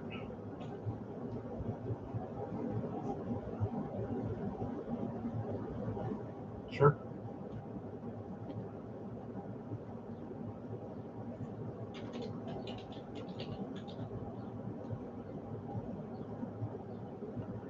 Okay. Sure. Okay. Sure. It was care team at what? Spring Health? Okay. Yep. Not the first time I've had to do that.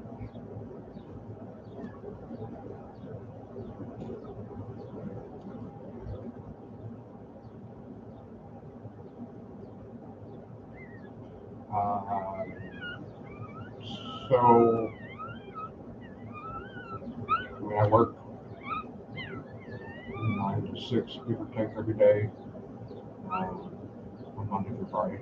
Monday through Friday. Kind of free in the evenings, I guess. Yeah. But I mean, I can schedule time during the day to meet someone if needed.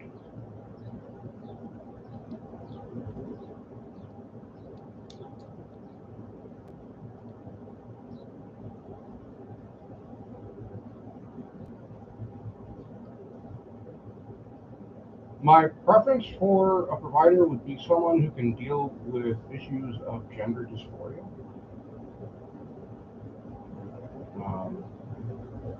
I guess preferably female.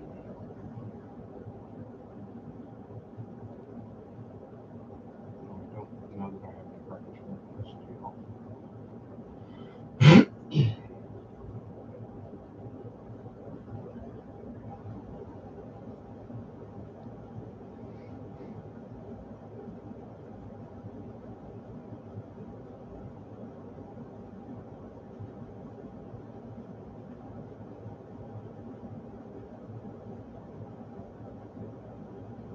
So I'm on sertraline and typing for depression and anxiety.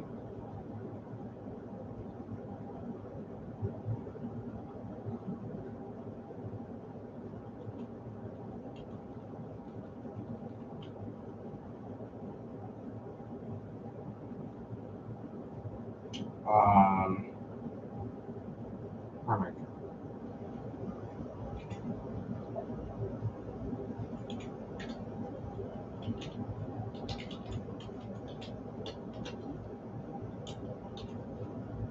So I came to the realization last year that mentally I consider myself a woman, despite having been born male. And you know, I didn't expect to flip the switch overnight, whatever. But I'd like to speak with someone, maybe a life coach, to come up with things I can do to be more feminine, I guess. But also a therapist for purposes of working through, you know, just thought process and that kind of thing in my head.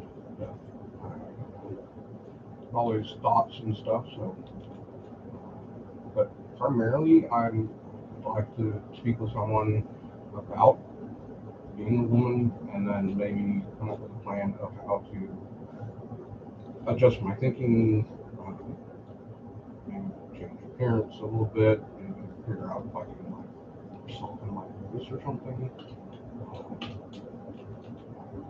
It's just, you know, little things that can make a difference in how you view yourself as well as how others view you.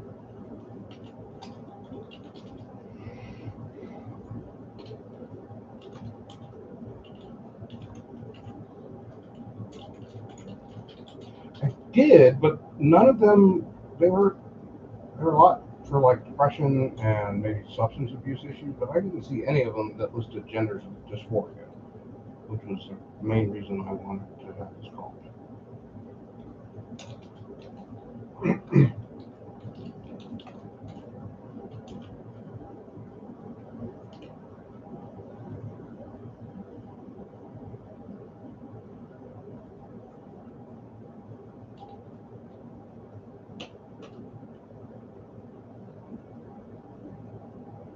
Nothing I would consider actionable.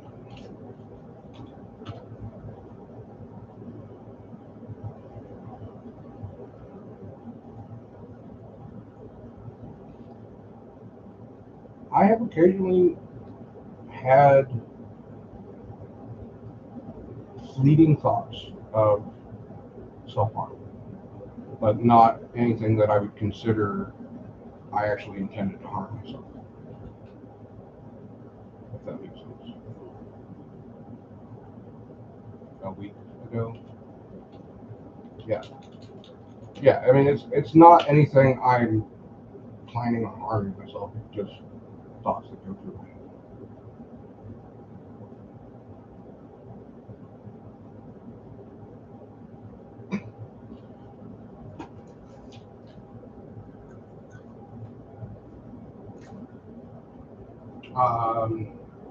I mean, I don't have any objection to doing that, but I've had these thoughts for 25 years, so I would not consider myself at risk for actual suicide in any way, shape, or form. And mostly just they're in my head, go away. I did went through like 18 months off the deep end alcoholism. Not, but fortunately I didn't lose my job or home or anything like that. But during that period, I would say that I did have active thoughts of that. That was 6 years ago at this point.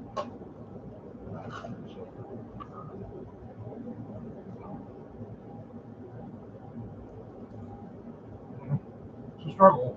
Every day is a struggle, let me tell you. It doesn't get easier sometimes.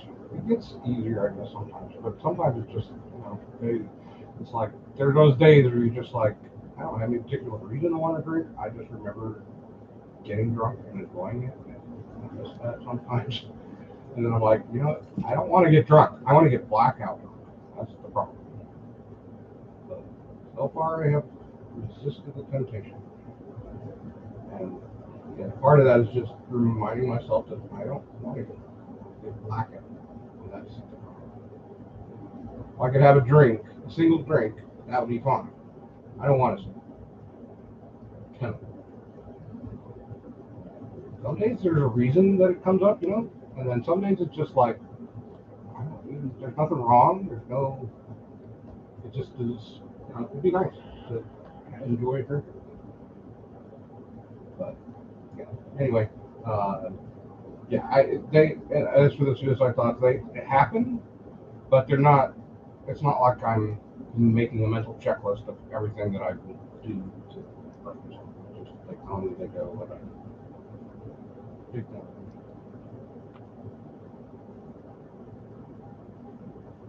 No.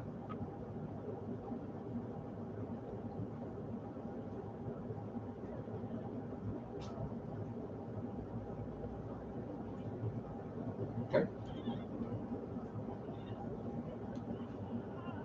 Sure. Okay.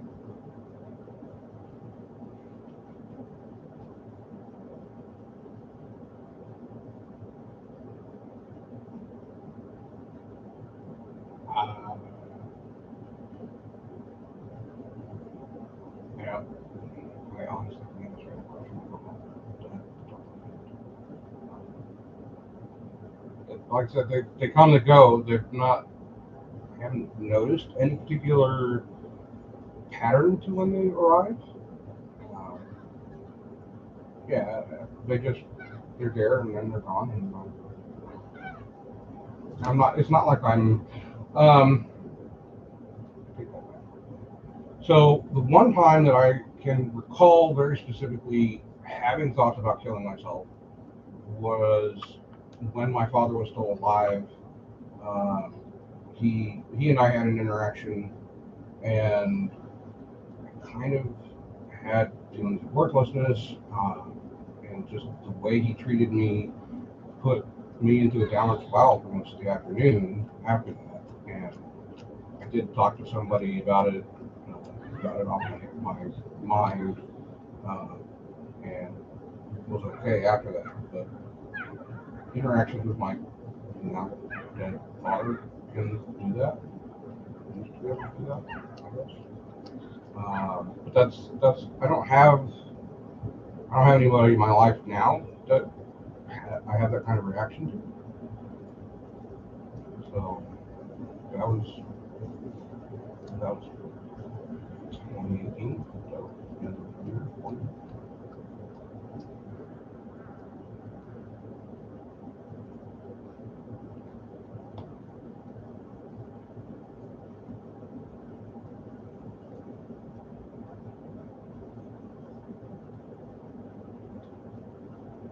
try to think of something else.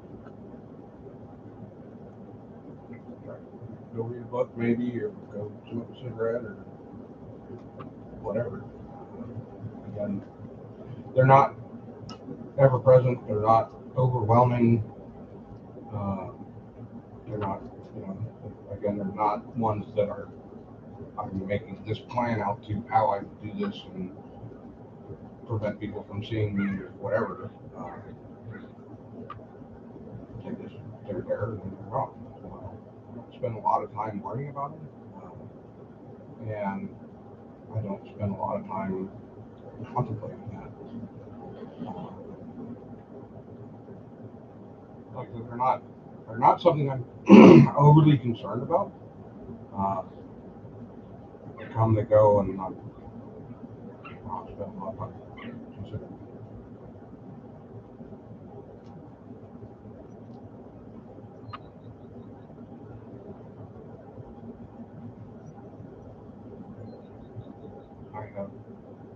I have 6 dogs, and one of them just had 8 puppies, so I do. I have a lot of puppies to take care of now. So they are a week and a day old today. So they haven't even got their eyes open yet, and mom's taking care of them. Or their mom is taking care of them. But your mom's taking care of them. So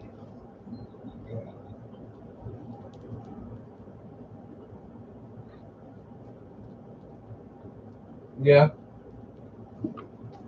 Yeah. Yeah. I mean, she had the puppies Sunday a week ago, and I was up at like 5:30 in the morning when she brought it to my attention, and I'm like, okay. So I took her to the vet because I was freaking myself out a little bit after she got done, and the first night was her freaking out a little bit because she's like, where are my puppies? Where are my puppies? I can't find all of them. They're all in the box and I can't see them. So she seems to have calmed down some since then. So kind of just moving out a little bit, but we still got another 2 months to go before can be rehomed, I guess. Very good.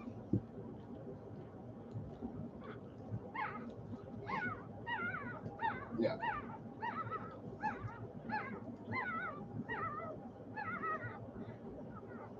So I've got my mom, got my sister who lives 30 minutes away, and my brother in Virginia. I have my family, basically. And if I need to talk to people about alcoholism or whatever, I have a home group that I go to when I can. I'm in Austin, so I'm now 75 minutes away from them. So it's whenever I get down there, that is my home group.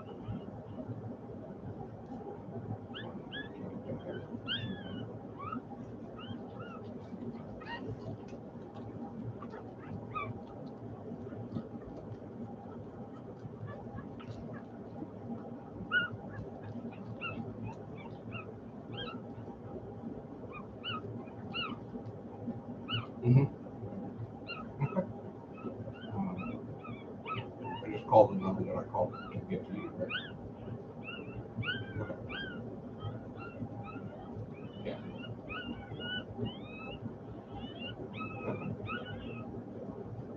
All right. Okay.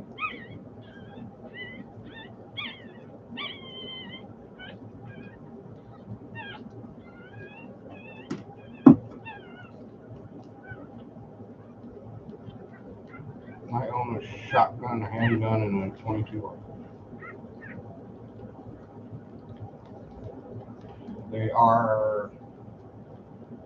They're not like a gun safe or anything, but they are, one of them is, the handgun's in the safe. The shotgun and the .22 rifle both have security locks on them. So they're not, you know, they're not locked up anywhere, but they have locks on them to prevent anyone.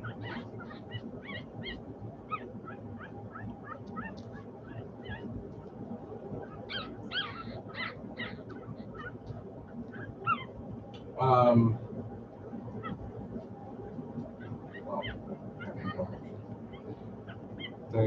my dogs have been a real, I wouldn't say inspiration, but they've been a real comfort to me over the years. And, you know, especially like when I was in the depths of alcoholism, they're kind of, I realized that I was being a bad parent to them and kind of wanted to, that was part of what kind of helped me get through that was, you know, there for my dogs 100% of the day. Either drunk or whatever. Wasn't there for them, so they are a comfort to me. And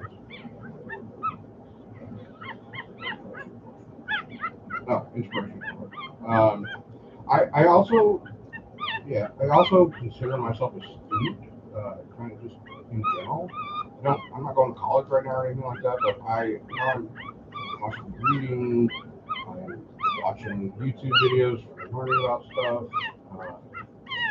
try to, you know, just keep my interests up and keep myself from getting bored. I like being bored.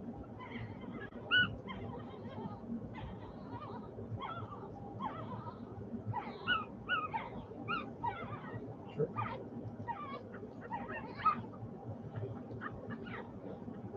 Okay.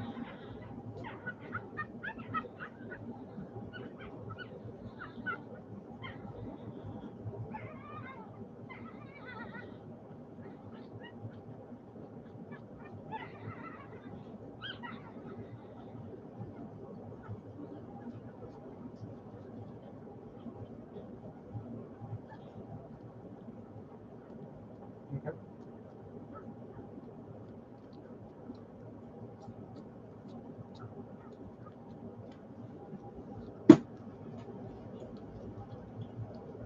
Yes.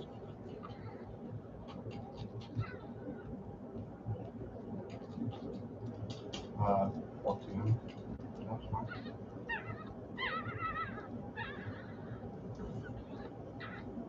Okay.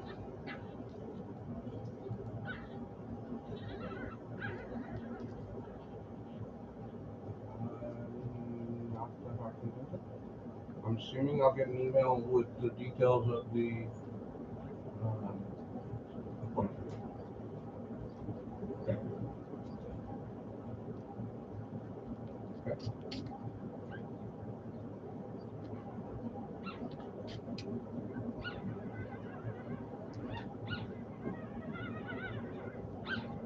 Cool. I will do that.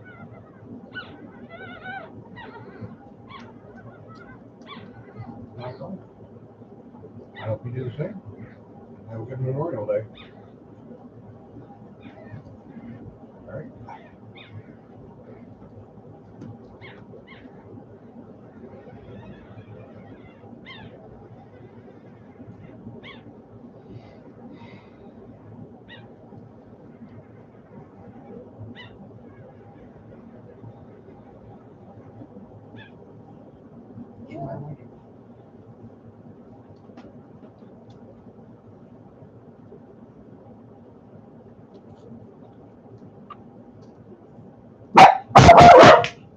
Quiet. No. Stop it. Stop it. Hey. It's enough.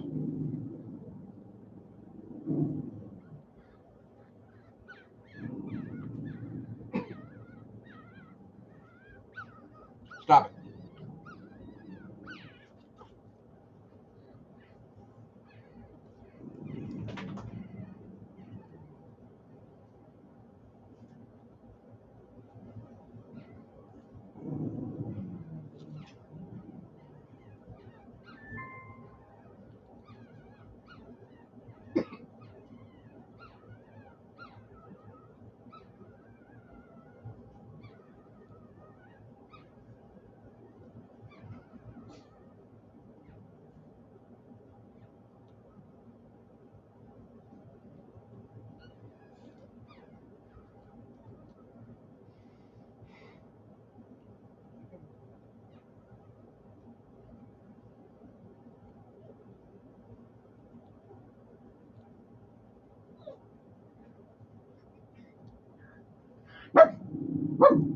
Quiet.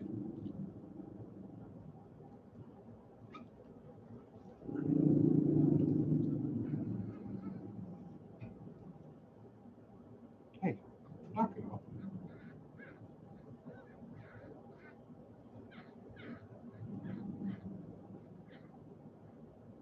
You're gonna get smacked. Stop.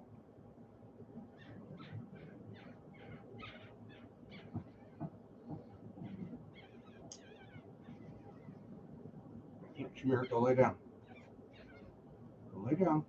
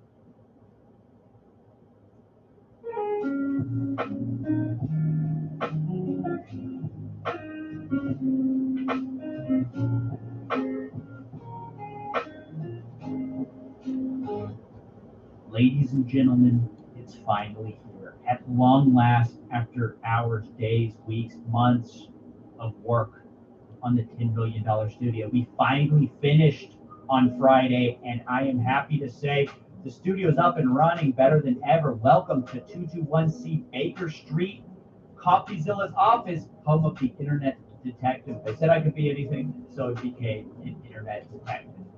And I'm going to walk you through my whole set, but I first want to say, look, guys, this is not some amateur operation anymore. We're leveling up. We are now professional Internet detectives. Does that mean we're better researched or any more knowledgeable than we were before? No. But what it does mean is that we have the appearance, and the appearance of credibility, the appearance of being well-dressed, well-lit, because that's a big lesson I learned during the pandemic, I got to tell you, and I hope this inspires you at home.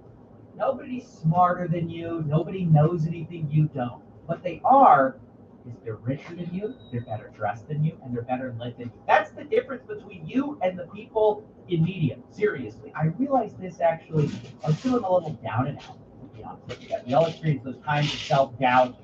I don't know if you guys can relate to that.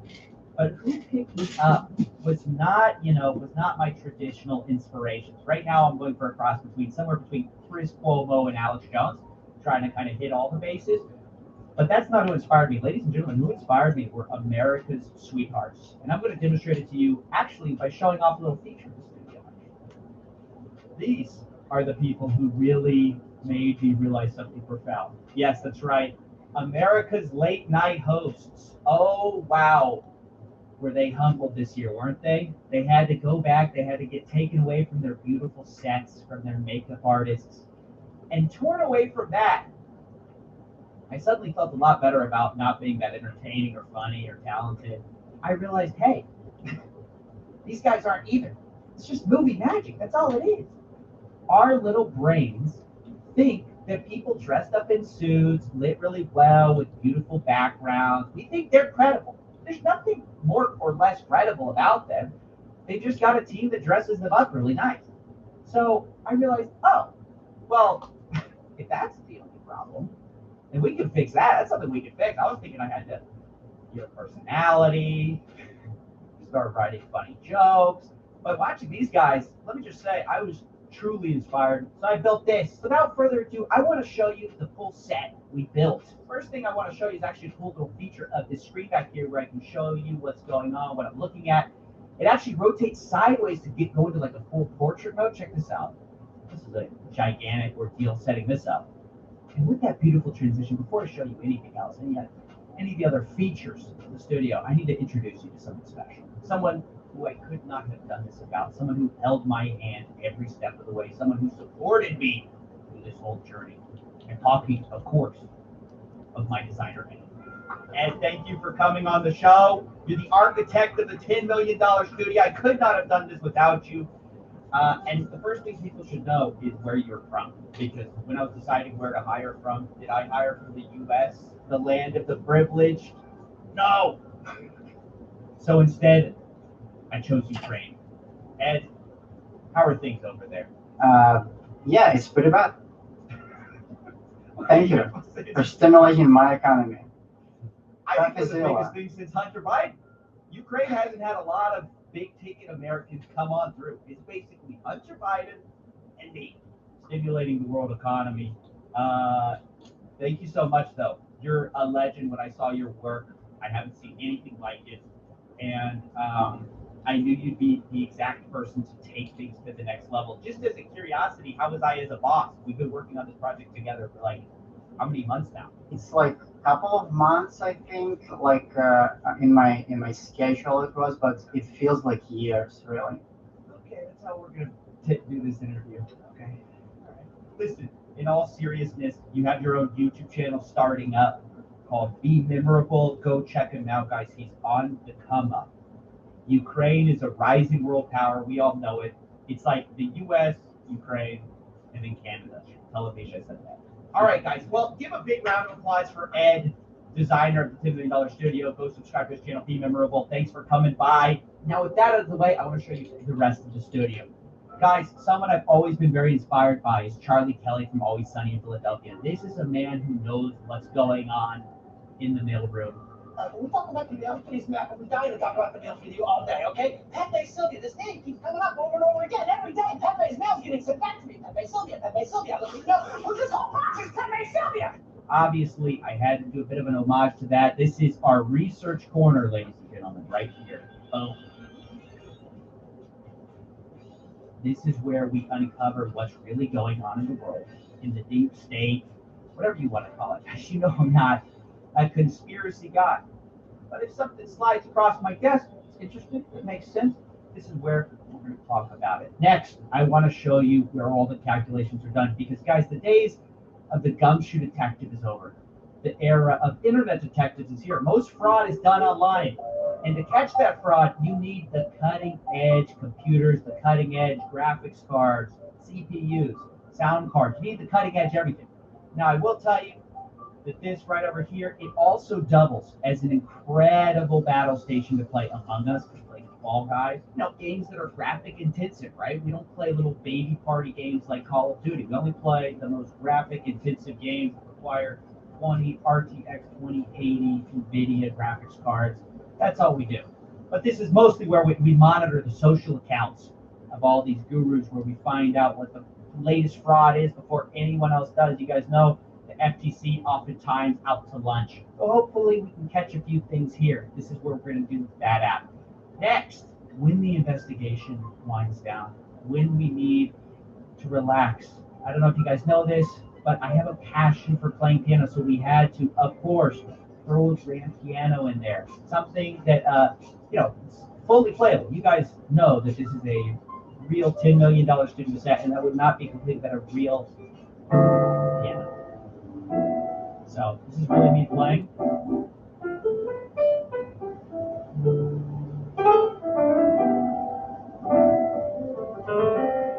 We'll play more of that another time, just when maybe people are filing in for a live stream, whatever we're doing. This is where we can have that kind of rapport. We're going to play some banger songs, hits, top 100 chart songs. This is where they'll be played at. Everyone knows that the real cutting edge music in pop is jazz piano, so that's where we're going to do it, guys. Everyone knows that's the new thing. It's a new wave, so that's where it's going to happen. Moving on, one last thing.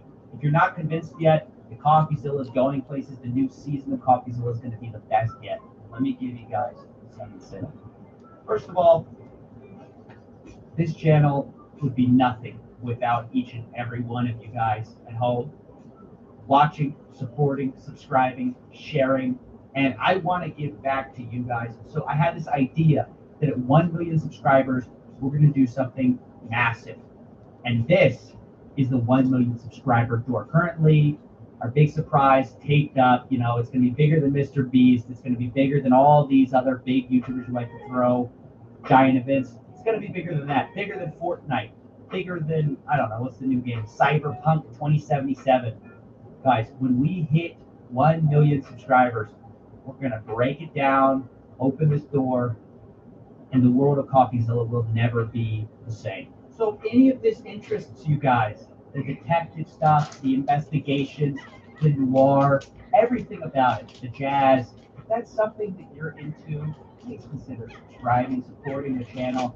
I'm so grateful that you guys got me here, and I want to take it even farther. I want to give you guys products you're proud of. I really believe that we can start competing production for production with the best of them, with the Netflixes of the world. Okay, maybe not Netflix yet, but TV, for sure.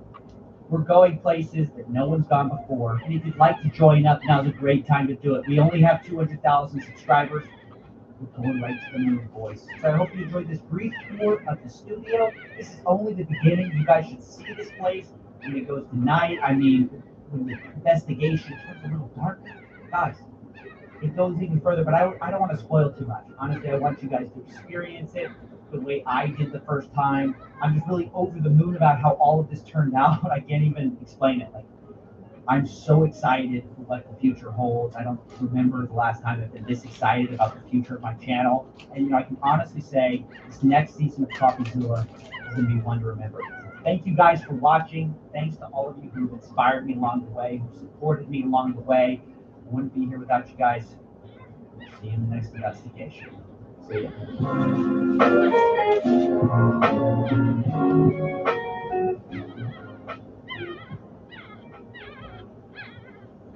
Let me just ask you, what do you think makes you guys different? There's just so many services.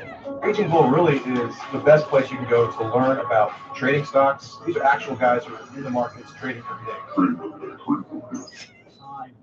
Beautiful power of hindsight. Ladies and gentlemen, we're about to take a look at the Millionaire Roadmap Miami Mastermind. A little ad back in the day because I want to set up the whole stage. We're going to get into the gigantic lawsuit that just came crashing down on Raging Bull. But before that, let's see what they were advertising, ladies and gentlemen. Let's see what they were talking about. What else was it? Come on, look.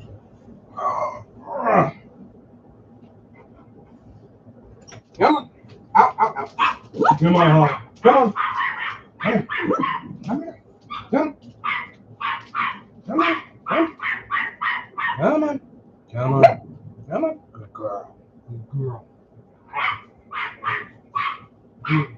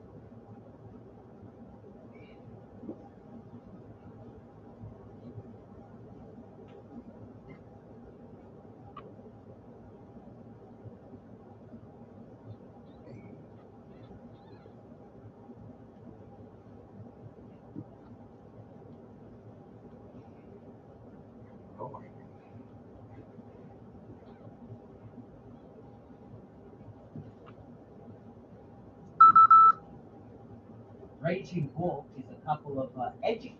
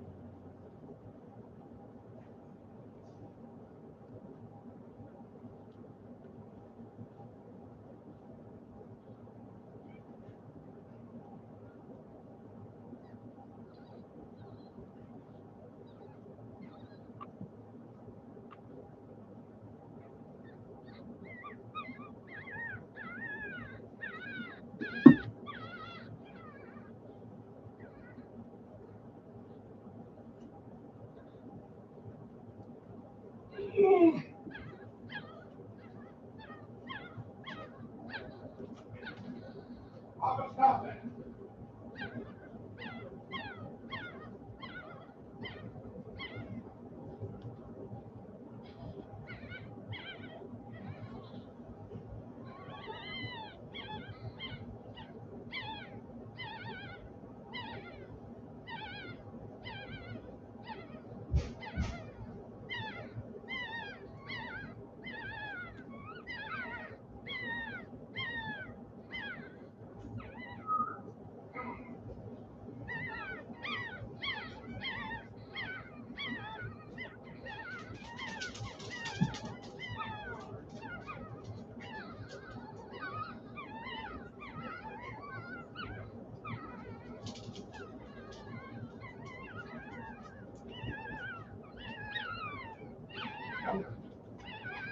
Nope. Nope. Nope.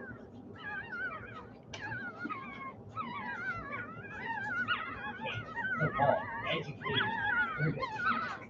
How to trade stocks. Trade stocks. How to trade options. He says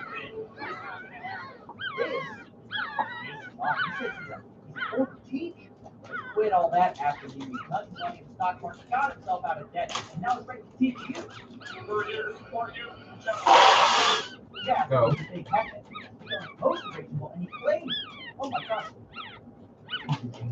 guys, this man has a very high IQ. He's in Ninja. You don't know what that is. The club for people who are obsessed with their IQ test. And his pitch is that he also can make you wildly profitable in the stock market, ladies and gentlemen. In fact, they were teaching something during COVID. They were saying, hey, during COVID, you can take those pandemic plays that are going to make a lot of money. Called pandemic plays. We'll get into how that went. I want all of that title. You made over $3 million. We are so proud of all the United States. We are going to make sure that we get our guys. I want to see you on the show with us next time, please. Hey, let's get on the jet, boys. Awesome. And you totally do it. You. Okay, so remember this. Freeze frame here. The founders of a company called Raging Bull tout themselves as expert stock traders. They teach customers how they too can become millionaires. Market emails simply found a hidden gold in the COVID-19 pandemic. Federal regulators, aka the Federal Trade Commission, say the company operators have defrauded customers out of more than $137 million over the past 3 years. And the coronavirus-fueled economic crisis hasn't tempered their reckless efforts to dupe vulnerable investors. Currently, they're being just came out today, the news. Holy crap, what this is a big one. Stop it. And here's the big news. Where, lay down. These guys, all these traders, Stop it. most of their pay, I mean, I would say 100% of their pay is reliant on them being successful. Take care of them. I'll take care of them. Go. They all say, I'm such a hot shot. I made $50,000 in 6 months, $3 million in 2 years, or whatever it is. They all tell you that, and they tell you, you could be like me. I have a proven path to success. But let's look at the truth. See, the Federal Trade Commission did some digging. Here's what they said. And one of my favorite sentences from the lawsuit, Bishop has incurred, and this is Jeff Bishop, the genius Mensa guy. Oh, he's so smart. He incurred substantial and persistent losses as a result of his own stock and option trading activities. He's a loser. Dude, Bishop's income is primarily derived from subscription fees. Consumer Raging Bull. I mean, we know this, but to hear the Popo say it, oh, it's so gratifying. I just love hearing the Federal Trade Commission hammering it home. Because if I say it, guys, they're going to call me libelous, they're going to try to grab me. You can't get mad at me, I'm just reading off a lawsuit. Don't get mad at me. Jason Bond, same thing. Incurs substantial and persistent losses. Guys, you're paying users to teach you how to trade stocks. You're paying people who, quote, incurred substantial and persistent losses as a result of his own stock and option trading activities in quote. His whole idea of join us on the jet. You guys can join me on the jet. Yeah. Unbreakable.com that sells subscriptions. That's where the real money is, the stock trading. It's in selling how to trade stocks. Sorry, it's true. And you're going to learn it if you have to go through a course to learn it, or you can learn it the easy way and just, hear what I'm saying, look at the pattern of behavior, look at history. This is where most of these guys who are not on Wall Street, who are unregistered, who are trying to sell you financial advice, this is where they're making their money. With the jet ads, the hyperpilot. Oh, I want to make you money. I want to see you on the jet with us next time, kid. I want to see you on the jet.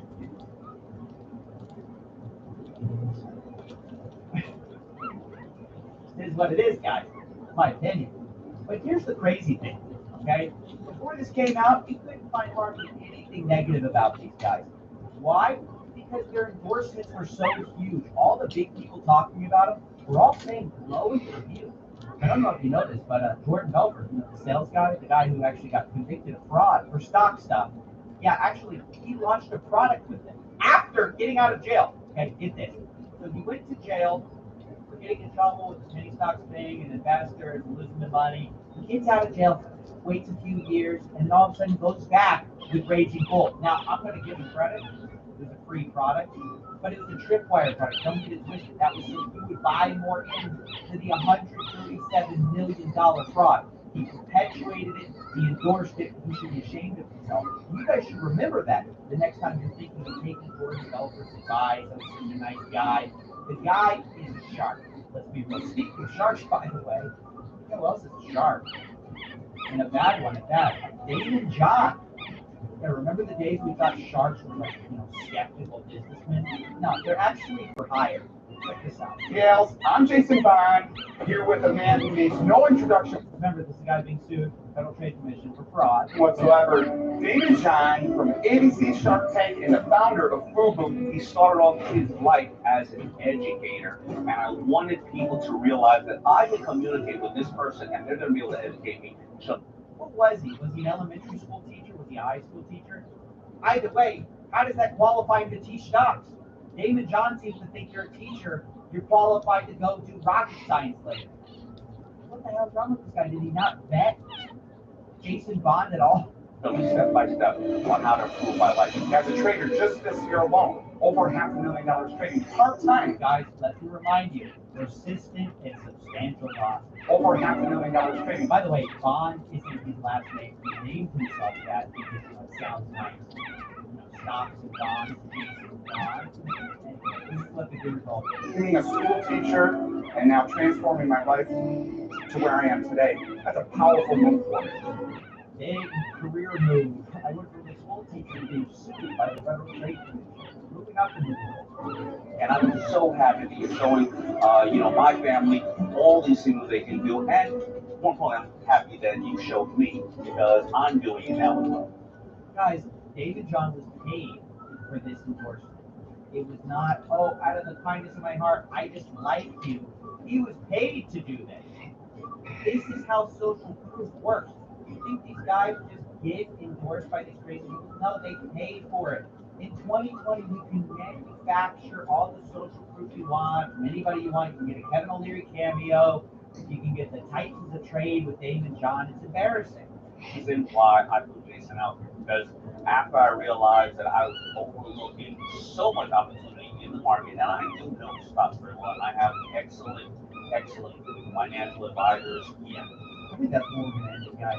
Credibility of Damon John destroyed. Credibility of this man, I'm not sure he ever had it. Credibility of Jeff Bishop sustained substantial and persistent losses. Credibility of Jordan Belfort also down the tube. It's a bad look, but a good lesson.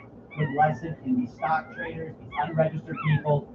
Do yourself a favor. Don't get someone who's qualified to do what they're doing, or learn to do it on your own with free resources. Save yourself tons of money. As you can see, it turns out it's pretty easy to take people's money. With a slick grin, some crazy claims, and a few endorsements, and some friends. That's all for now. See you next time. And don't forget to smash like and subscribe. Thank you. Ladies and gentlemen, this is an update to the White Hat Junior story. If you haven't seen it already, you can go watch it here basically, to summarize, an ed tech camp is using thuggish tactics to take down any criticism they deem in any way negative of them. At the same time, they try to pretend that they're very accepting of criticism. I showed you guys that in the last video. Of course, it's colloquially known, even I was getting comments, that they take down stuff. They love to do it. But what isn't known is exactly how expensive this is, right? So I'm here to tell you today. Remember those Slack conversations from last time that were leaked? Well, someone went through them and cataloged all the links they were following, reporting, monitoring, trying to get taken down, and they actually categorized it in a gigantic spreadsheet, okay? I'm not going to be sharing it on screen because it contains private information, and I don't want to give them any false reason to take down this video. So I'm not going to be sharing that, but if you want to find it online, you can pretty easily find it. But the point is, I went and I chased down all these links, and I checked. How many of them did they successfully delete? Their whole case, remember, is that they're only suing 2 of their critics for millions of dollars because they lied. They don't mind real criticism from real customers. That's what they say, right? Here's what we find. In actuality, just in the month of October, I'm in October, so it's easy to check out for you. They removed 109 posts. They removed 51 YouTube videos. 51. They removed 27 Twitter posts, 11 Facebook posts, 15 LinkedIn posts, 3 Instagram posts, and 2 posts from the most unlikely source of all, 9gag. Yes, that's right. White Hat Jr. is even monitoring 9gag for offensive comments, and they go ahead and get those removed. Here are the comments in question. Someone was making fun of one of their success stories that was a big joke. Yeah, they don't take too kindly to that. They get that stuff removed. And look, you might be asking yourself, well, Stephen, how do you know that this is a real list? How do you know that they really are taking them down? Well, the reason we know these are real is that a lot of them are, especially the YouTube videos in particular, are being manually taken down with copyright strikes, right? Even when they don't have reasons to take down content, they'll take it down anyway. See, this is one of the comments from one of these YouTubers where they say, user has nowhere used the White Hat Jr. logo or any copyrighted content in the video. So you can't copyright strike. That's how they're getting all this video. There's no legal point with us to dispute with YouTube on this video. Trademark certificate might help us to take it down. But when you go to the video, do you see taken down by a trademark? No. We see it's taken down by a copyright claim from the same company that's taking all of these White Hat Jr. things down. It's one of their corporations, I guess. They've even gone so far as to get some YouTube accounts banned. The account that posted it, all of a sudden, gone. Isn't that a coincidence? I mean, and can we address the 9gag? Guys, let me say, look, there are a few points in life where you got to stop yourself, right? We talked about this when the guy tried to escape from the FBI with a C-scooter. I told you guys, if you ever find yourself on a C-scooter, you know you've made a series of poor life decisions. You don't just end up on a C-scooter. The same is true here. If you find yourself monitoring and censoring posts on 9gag, which is the platform people go to when they haven't heard of Reddit yet, which stuck in 2009, when you find yourself doing that, you've taken some wrong turns. And what I want to say to the leadership of White Hat Jr., if I could speak to them for a second, you guys are playing the victim, and it's not working. It's clearly not working. These lawsuits have hugely backfired on you. People are now paying even more attention to the topic than they were before. And you're embarrassing yourselves. Because look at this. Look at this. This is from the same post from the CEO where he tries to play the victim. News cycles turned against him because negative stories are far more sensational than the truth. No, dude. The truth is, look, I didn't have to sensationalize this. You sensationalized it. The fact that 109 critical posts were removed in October, that's already a sensational fact. And you created the negativity for yourself. Instead, you're trying to pretend like, oh, we didn't want to go to court, but you sued. Oh, false, unethical attacks. What's false? One of the main criticisms that Wolf Gupta is a false imaginary character. You, in your lawsuit, admitted is true. So you're suing them, but they're right about their main critical points. So look, again, speaking to the leadership of White Hat Jr., you guys have to take a different path. This isn't going to work for you, this constant censorship. Instead, you got to drop the lawsuits, stop the censorship, admit to messing up, and call it a day. But this isn't going to work. What I'm seeing right here, taking out 100 posts a month, how long do you think you can keep doing that until there's 1,000 negative posts a month? I mean, if there's one thing the internet hates, it's somebody trying to shut down the internet. And that's exactly what you guys are doing here. No one's going to stand for it. And yeah, I just wanted to chronicle this. I'm going to just stop this video before it gets out of hand. I made my point. So I don't know how long this video is going to be up, so if you see it, share it. Thanks for watching, and I'll see you next time. And don't forget to smash like and subscribe. Thank you. A kids coding camp is suing Critic for speaking out against it. This is a coding camp named White Hat Junior. They're one of India's biggest startups, and they're in hot water. In response to mounting criticism, they're suing one man named Pradeep Punia, I hope I got that name right, for $2.7 million in damages. Okay, they're accusing of defamation, all sorts of stuff, which we're going to get into. But they say, look, it's not because the guy criticized us, it's because he criticized us unfairly. According to them, legitimate, honest, fact-based criticism is truly welcome. Well, good, guys, so they should have no problem with this video right here. Because we're going to get to the bottom of this. We're going to explain what's been going on, because I've been looking into this, and what I found is truly astonishing. And we're going to take it from the beginning, okay? So first of all, let's talk code camps real quick. They're giant right now. It's a gold rush. Well, rather, coding is a gold rush, and the coding camps are the people selling shovels.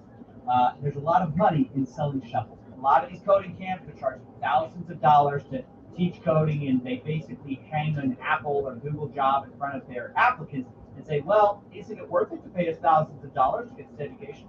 Now, one of the things that should be noted is there's a lot of free coding educations out there, like freecodecamp.org and many others. But some people want to go down the paid route because they think they're going to get a better education. White Hat Junior is the latest of many coding camps offering such a thing. But what makes them different is who their target audience is. Rather than targeting people in continuing education or people who are in their 20s, they're targeting children, literally. Like 6 years old is where they start, up to age 18, and they make some pretty astounding claims. Here's one of their ads right here to give you an idea of the type of advertising they do. They say, space technology is the #1 future career for kids. Your kid can learn to code a spaceship in just 46 minutes. Start free coding and a space tech trial. Okay, first of all, it's not free. It's about $200 a month. And obviously, it's ridiculous that someone can code a spaceship in 46 minutes, right? But they continue with this idea, basically telling you that actually the fact that your kid's so young doesn't mean that they're hindered from learning things like AI and ML. It actually means they may learn it faster. And you can see that in their curriculum where they show you how much your kid's going to be learning. And they tell you things like that your kid will get a game developer certificate before they've been through 8 classes of coding. So you can have your 6-year-old going through 7 classes, and all of a sudden he's coding up Candy Crush and League of Legends. And this has led many people to criticize their overly simplified and almost dreamlike promises they're making to parents that their kid's going to be the next Bill Gates. And ads like this reinforce the point. They're saying that you can make a $1.2 million salary at age 13. I mean, talk about selling parents a dream. You're saying, hey, pay us $200 a month, and your kid can potentially be working at Google, it's obviously Google's campus, and be making a $1.2 million salary. And this is where a lot of the criticism is coming from. Because not only did they suggest this as a possibility, they actually said that one of their students had achieved this. Meet Wolf Gupta, an example that White Hat Jr. was using. Apparently, he learned AI to get a $1.2 million job. He was 13 at the time when he did it. Now, here's where the cracks first start to appear. Because later on, in different ads, their story started to change. Because over here, we have Wolf Gupta learning computers at age 9. So he actually learned it quicker in the new ad. And he's making 150 crores, which is actually not just $1.2 million. It's actually $20 million. So he's younger and making way more money. And here in another ad, the story changes again, where 9-year-old Ryan, we changed it from Wolf Gupta, learned computers to earn 150 crores from Google Video, while other kids at his age were surfing YouTube videos. So here they are promoting a story that appears to be false, and there's no disclaimer about, hey, this is a fictional story, it's aspirational, whatever, nothing. They're saying, this is one of our students, this really happened. Now, this is where our first critic is involved. Pradeep Punia started to call them out for this predatory behavior. And he said, look, you guys are false advertising to parents. You're not telling the truth about this Wolf Gupta character. A lot of your stories are fake. And he starts publishing a bunch of videos about it. The problem with that, White Hat Jr. doesn't like that. They don't want negative press. So what do? Rather than engaging with the criticism and saying, look, guys, we messed up, we lied, Instead, they start copyright striking the man. Here's this guy, he got 5 copyright strikes in a row from White Hat Jr. and the company that bought them out. Now they copyright strike this guy so many times that he's had to create 3 different YouTube channels where he keeps uploading criticism of White Hat Jr. Now already this looks really bad for White Hat Jr., who claims that they're open to criticism, right? Remember that? At the beginning of the video, keep giving us feedback to improve. Legitimate, honest, fact-based criticism is truly welcome. So what's the problem? Well, they claim that our critic here is lying and making illegal breaches that damage real lives. Now, what are they talking about? Well, to find out, let's go to the lawsuit. First thing to know about this lawsuit, it's 820 pages long. The second thing you should know about it is in the lawsuit, they admit that a lot of the criticism is true. This Wolf Gupta character doesn't exist. It was a lie. According to White Hat Jr. themselves, their own lawsuit, it was an imaginary child who the plaintiffs christened Wolf Gupta. So it's imaginary. It didn't happen. But nowhere in that thing did it say it. They were saying, hey, we got this student.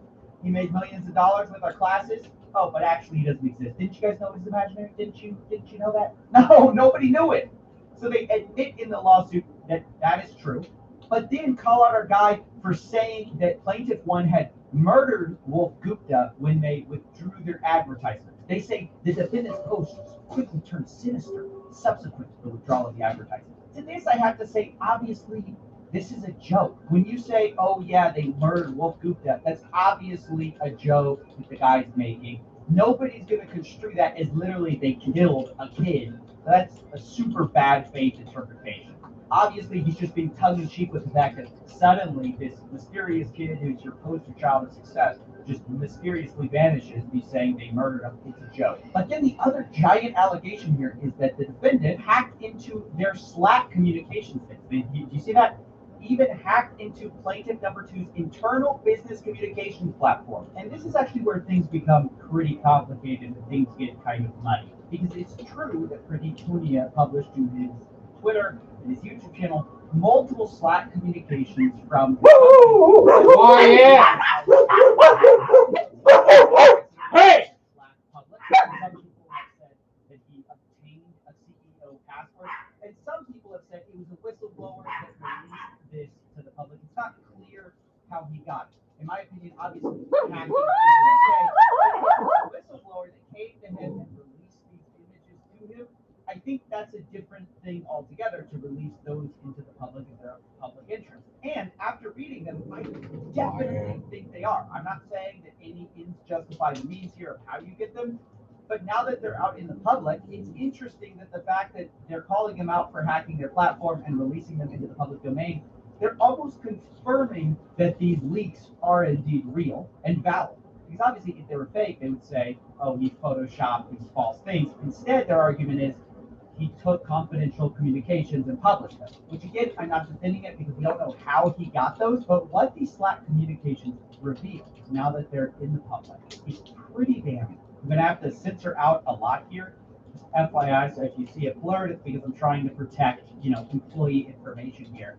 But basically, we see a series of screenshots of employees seeming to be reporting criticisms from various Twitter accounts, from all sorts of things, contradicting their idea that they're open to criticism that's only, bad faith criticism that they don't like, because they're just reporting everything. They even report a depressed employee who says, exploitation of teachers and employees at work in White Hat Jr., 15 hours working every day, 7 days a week. Team leader warned to terminate if raised voice. Feels frustrated, depressed. The internal Slack says, can we report the tweet also? Another one is talking about a negative video, and they say, don't reply, just get the video down. So they don't want to engage with criticism. They're not interested in that. They just want to censor voices. But worst of all, I think, is this communication, which came from their CEO, okay? Somebody raised a concern, and they posted to a chat where a parent or some kind of would-be client is asking about an ad that was published where a 13-year-old is becoming the CEO of a face-detecting app. And they're saying, one of my students is interested in to see the app made by that student. Any ideas how to check that? So they're saying, where's this app that you claim was made by one of your students? And the CEO of White Hat Jr. is saying, need to create that app now, which is so disgusting. I mean, really internalize that. They've advertised this thing They've created this whole narrative that this was done by a kid, it can be done by your kid, you should pay us $200 a month because, this is reasonable expectations, or at least this is what can be expected.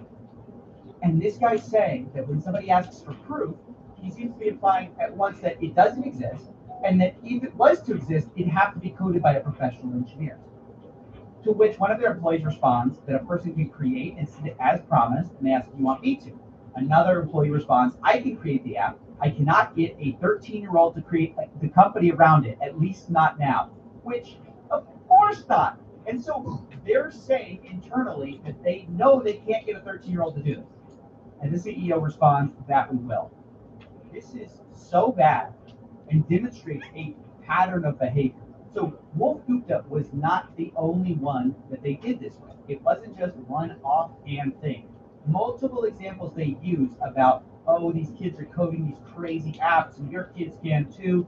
They are fabricating these narratives. So it's this weird thing, right? Because in the lawsuit, the Slack channel, like the Slack channel discussion, is kind of a poison chalice for White Hat Jr. Because on the one hand, they have a point. Punia should not have released private communications. It depends how he got them. If he got them through a whistleblower, then he didn't hack them. I mean, that's just not true. It just depends. But the fact that they admit that these Slack communications exist and they seem to be verifying that they are real is an even worse look for the company than anything that they've been doing public. So that's where the story is now. It's not believable that White Hat Jr. is only going after people who are, being unfair to them. They are silencing all criticism that comes their way. It's very clear from the messages that they're reporting anything and everything that can be construed as criticism at all. You can be sure that they'll report this video, they'll report any video that talks about them. And frankly, that's the part that bothers me the most. Because in order to root out corruption, scams, to tell the frauds, the people who are honest, you have to have that criticism. You have to have the open exchange, even when it's sort of intense and it can be loaded with some pretty heavy language. You have to have it. You have to have it for the people who are buying into this stuff. This is a multi-million-dollar company, and it needs to be exposed to criticism to see if it holds up. And right now, they're not doing that. My hope is, as always, that the truth comes out. Thanks for watching, and we may do a follow-up on this as more information comes out. See you next time. And don't forget to smash like and subscribe. Thank you.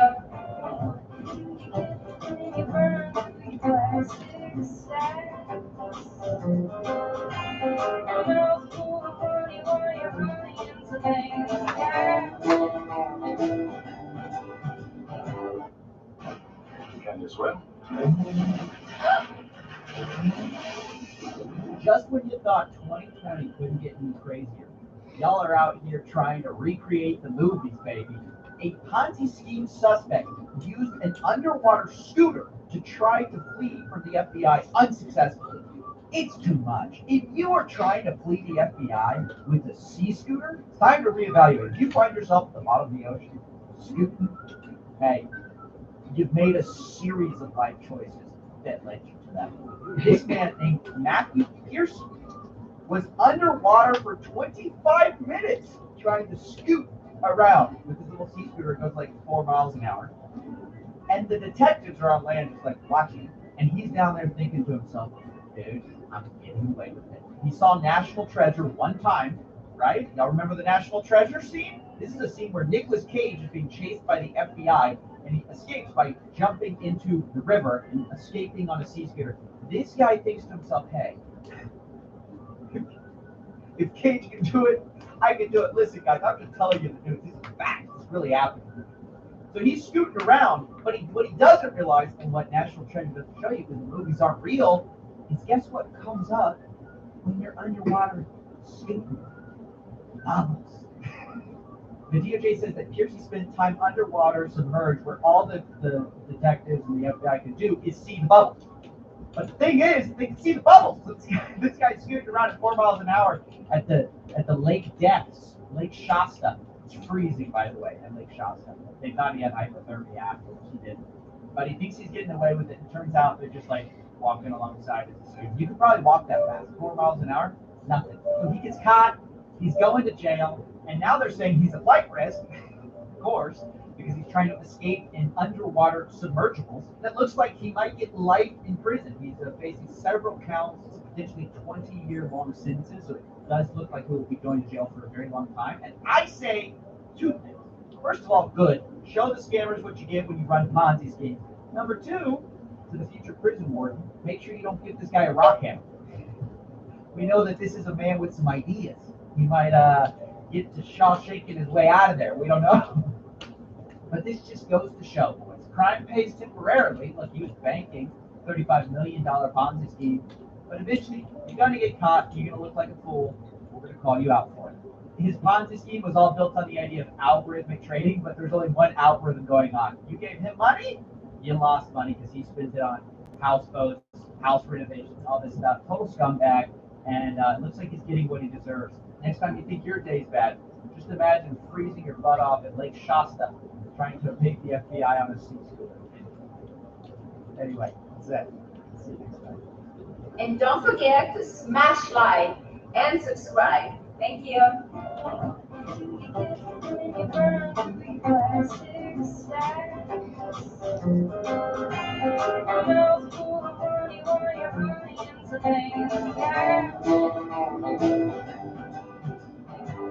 What up? Guys, it never fails to surprise me how awful Instagram influencers are. And I feel like this story really sums up everything that I hate about Instagram. It's all these fake influencers living fake lives. Nothing's real. The house is rented, the Lambo's rented, and they make you feel bad because you're working your 9 to 5. You got more money than they do. You don't even know that. But you're looking at them like, wow, he's got a Lambo. She bought a Lamborghini. Oh my God. How come everyone has Lambos? Oh, incredible. Everyone buys their Lambo. No, they're all rented. The house is rented, the Lambo's rented, the lifestyle isn't real. I keep telling you guys that, but I want to start highlighting it. So this is the first in a series, maybe horrible Instagram or something like that. All right, so to cover this real quick, this trader, he calls himself a wolf trader, claims he can't repay his mom $750,000 because he has to maintain his social media in an extraordinary rant about his love of clothes and watches. Okay, so let's break this down. This is the person we're talking about today, Tyson Schultz, better known as ASX Wolf on Instagram. He had 15,000 followers before he deleted his social media following the fallout of all this. But here's what happened. He had a bunch of Subway shops that he owned with his mom. His mom spent her life savings, basically $500,000, on a Subway shop to own with her son. Now, the son managed everything and put it in his own name rather than in his mom's name. So she invests her life savings. This guy's mom's life savings, to be clear, he keeps it under his own name. Finally, she files a lawsuit. Now, at the same time that's happening, this guy's trying to project an image on Instagram that he's this baller, he's living this crazy lifestyle, right? Here's a few pictures from his now deleted Instagram. He's riding speedboats, you know, he's got a helicopter. He's just living the jet set lifestyle, all while not paying his mom, okay? So he's posting this lifestyle and then trying to sell stock tips alongside of it. His excuse basically is, the reason I can afford all this stuff is because I'm an expert stock trader, okay? Look, this is the stuff he would post. Bought me a new toy. Trading has been great for the first half of 2018. Well, January anyway. So he's saying, I bought this Lamborghini, okay? And then he tries to sell basically stock tips on top of that. $500 for this tip. It has the bones to make 5 to 10x money. So that's the backdrop to this story, okay?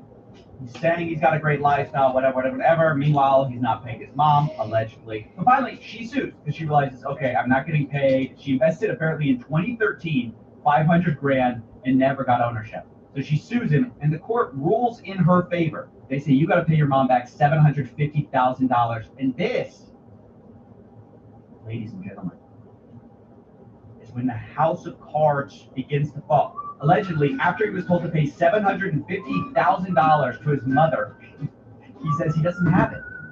He doesn't have the money. In fact, he says he's on unemployment benefits with a declared income of 44 cents a fortnight. Now, if you're like me and you don't know what a fortnight is, you have to look it up. I'll say it in time. It means every 2 weeks. He's basically making $1 a month. Now, that's probably not true. He's just probably trying to get away from paying his mom. But isn't it funny that this stock guru is like posing in front of the helicopter, he's saying, oh, I bought the Lambo. Bro, you're not making $1 a month. And at the court hearing, where basically his mom and him are fighting it out for her life savings, he's like, no, mom, I can't pay you back your life savings. Apparently, he released some more damning evidence. He said that he needs $2,500 a week to keep maintaining his lifestyle for the image, for the gram, dude. You got to do it for the gram. You can't be an influencer on $1 a month. You got to have $2,500 a week. Mr. Schultz said he liked to dine out and buy clothes because, quote, that is what social media is about. Listen, guys, we've ruined a generation. We've taught them that image means everything when actually it couldn't matter less. Owning a Lambo, having the image doesn't make you a better trader. But ultimately, it doesn't matter. This guy's not actually trying to trade. He's just trying to sell stock tips. And he's doing that by pretending to be balling. If I go and buy a watch tomorrow, a $50,000 watch, I have to keep maintaining the lifestyle for the image, for the selling of the stuff. So he's admitting, hey, the only way I can sell is if I pretend that my life is so great. Meanwhile, you're not even paying your own mother. This is what's so bad about Instagram and these influencers. Their whole life is built around, and their success and brand is all built around being something that they're not.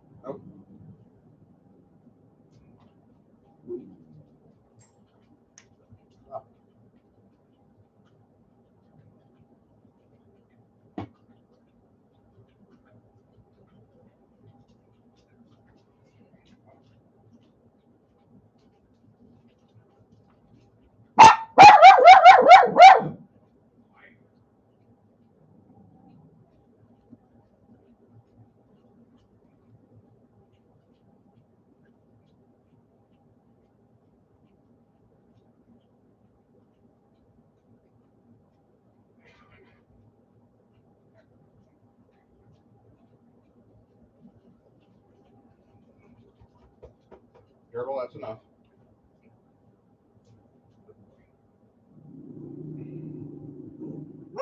And also projecting a false lifestyle onto a bunch of followers who are impressionable, who are like, well, hey, how do I become like ASX Wolf? What a baller. But I think the good news, and what you can always kind of rely on, is these people, they never really get away with it forever. They may get away with it for a little while. It's like Gamble Darian, right? Gamble Darian did this. He did it much better than this guy. But it's falling apart. And it's falling apart for this guy too. I mean, it turns out the Lamborghini that he said he bought, do you remember that? He said, bought me a new toy. Yeah, it turns out it was a rental. Despite him saying that he paid more than $300,000 for the car. Apparently, in the transcript, he said he only owned the number plate. The only part of the Lambo he owned was the license plate. And I'll just add this in because it's some good schadenfreude. Dude, that Lamborghini that he had was actually seized earlier this year because he was speeding around Australia. And I think he was taking video of himself speeding. But yeah, his car got repossessed earlier this year. And that basically covers the Daily Mail side of the story. But there's more to it, guys. Because there's a Twitter user by the handle of Stock Swami that has been following Tyson Schultz for a long time. And he's been basically busting open this case way before it ever hit the presses or anything like that. So I got to give a quick shout out to him because he's done some great job in documenting this stuff. Worth noting right at the top is that Stock Swami got the permission of Tyson's family to share this information because even though it's public information, it's also sort of personal information as well. Now, with that out of the way, let's get into the most, I think, damning part of this whole thread. It's a long thread. I'll link it below so you can go follow Stock Swami. But one of the big things is that someone from the Subway reached out, the area manager, okay, of the Subway franchises. They reached out, and apparently she was the manager for 4 years. I currently work with his wife, not an ex-wife because he won't sign the papers. He did have 5 stores and a massive empire, so he was like, he owned a bunch of franchises. And threw all that away, left his missus with Jack and over $200,000 of debt, which we are slowly paying back and rebuilding. Yes, he left her with $1 million business, but he left her in a lot of debt. He refuses to see his daughter because he's too busy partying. I've seen the messages, heard the calls, and dealt with him firsthand. It's up to him how he lives and continues on with his life, but it's all for attention and social media. If he's happy, then so be it, but there's no way he can say he left his wife better off or it was good for her because that is complete bullshit. Computer. HDMI 2.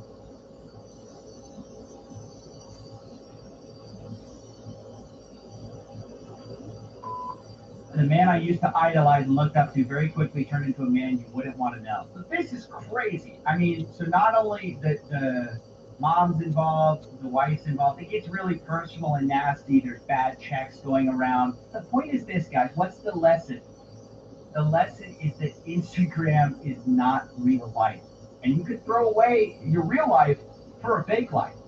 This is sort of the story of Tyson. It's a story of a man who wanted fame so badly that he gave up a successful business and actually successful, relationships, all for the fame, for the clout, the gram. So that's basically it. I hope you've learned something here. If you have someone you'd like to nominate for a horrible Instagram video, let me know. Looking for all fakes and frauds because this stuff's out of control, man. I'm gonna call it out. And don't forget to smash like and subscribe. Thank you.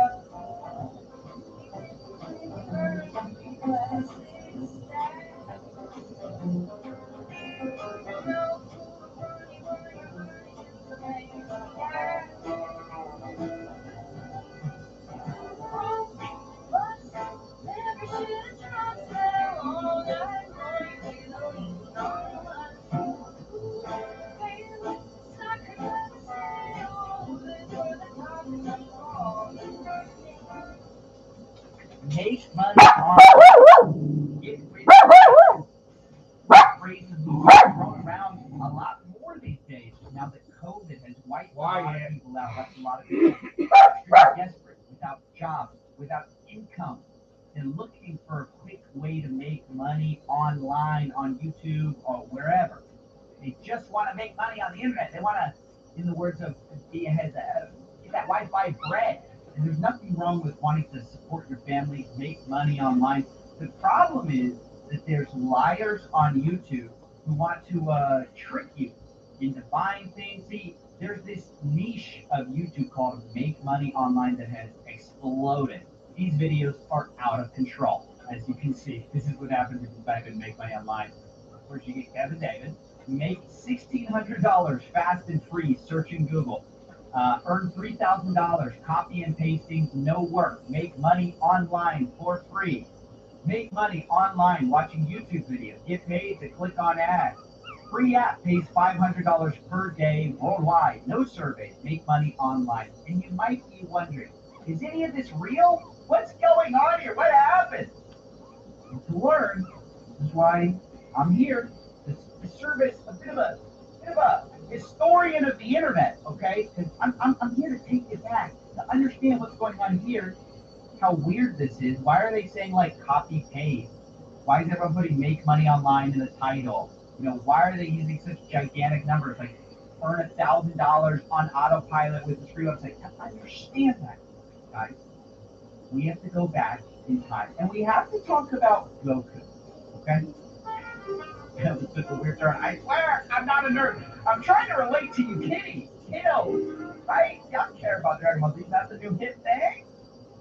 Am I a boomer? Is this what, does somebody watch Dragon Ball Z more? Okay, I'm not going to go deep here. But if you remember the show, there's something called power creep that happens in Dragon Ball Z. Basically, he's super fighting form, Super Saiyan. He takes like forever to figure out how to get to that. But once he gets to that level, then after that, as a viewer, you're kind of bored if he just goes Super Saiyan 1, right? And so you gotta go Super Saiyan 2. And so then this is where the power creep starts. And then, oh, well, that's kind of boring now. Now, how can we push this further, right? Oh, we gotta go further. Now, I know you're thinking, Steven, what the hell does that have to do with making money online? Okay, to understand the make money online space, you have to understand that everyone's trying to one-up each other. What used to be a big deal is no longer a big deal to claim. Look. Here's John Crestani, sort of the king of exaggerations. On his whiteboard, he has quick, big money. This is like, I would say John Crestani is like the Super Saiyan level 2 of fake guru, right? He's pretty far up there. And he was pretty extreme when he came out with all his insane get-rich-quick claims. But here's what he says. Pretty quickly, and I'm going to walk you through this method step by step so that you can get a big amount of money. I'm talking nearly $500 sent straight to your bank account in one day. Okay, so that's 2019 quick big money is $500.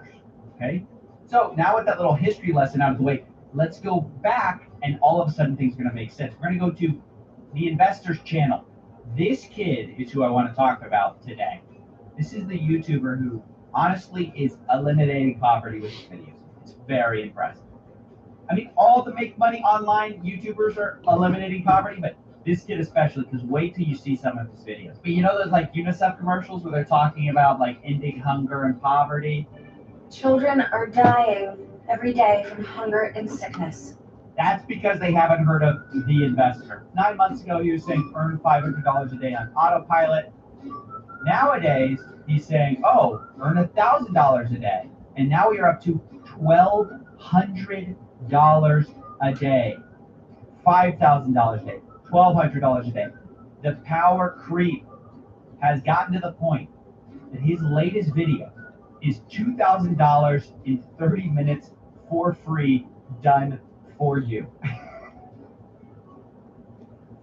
This is the king! Dude, this is Super Saiyan 3.0, right? So this is his video. This is the pinnacle of make money online content. And I want you to notice, you know, he really emphasizes how much work you need to do to get this stuff done. He really makes it hard on you.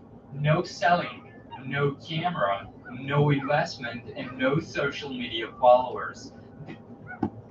In fact, you don't even have to lift a finger, screw it, dude. I'm gonna throw out the believability right away. If you clicked on this video, yeah, maybe you're not so bright. $2,000 a day in 30 minutes for free, done for you. Dude, even get rich quick scammers are like, okay, come on, you gotta be a little realistic. Are you kidding? 30 minutes for free done for you.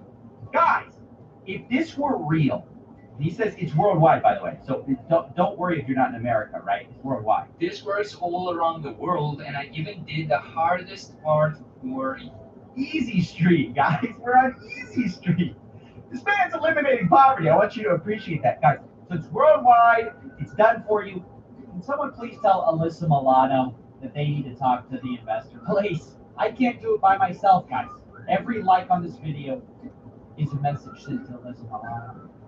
But with your support and just 50 cents a day, we can. 50 cents a day, dude. That's nothing. If everyone just could watch The Investor, that's the name of the channel, The Investor, they'd all be making $32,000 every day for 8 hours of work. That's how much money you can make. If you make $2,000 every 30 minutes, $4,000 an hour, $8,000 or $32,000 for 8 hours.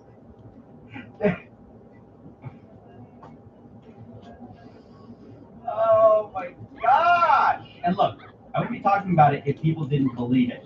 Look at this stuff. Hey guys, let's make money online. We can do this.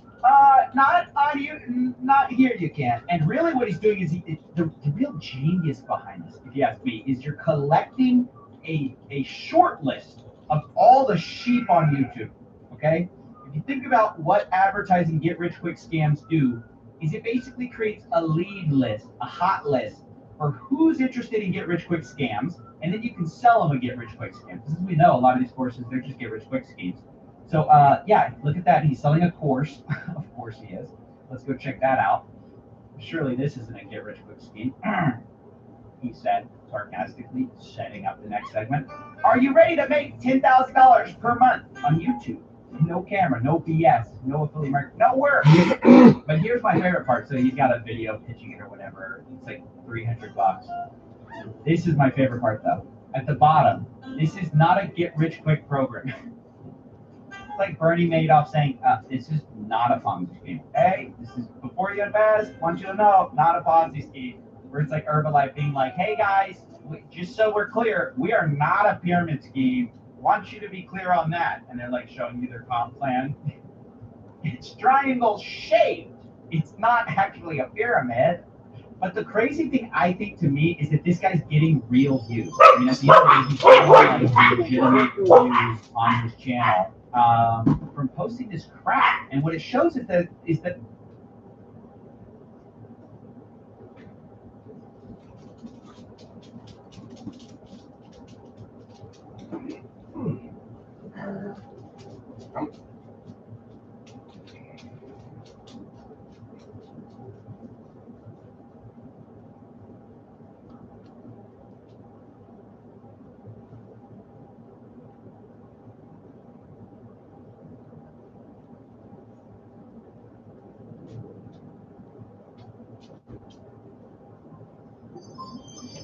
Welcome detected at the front door.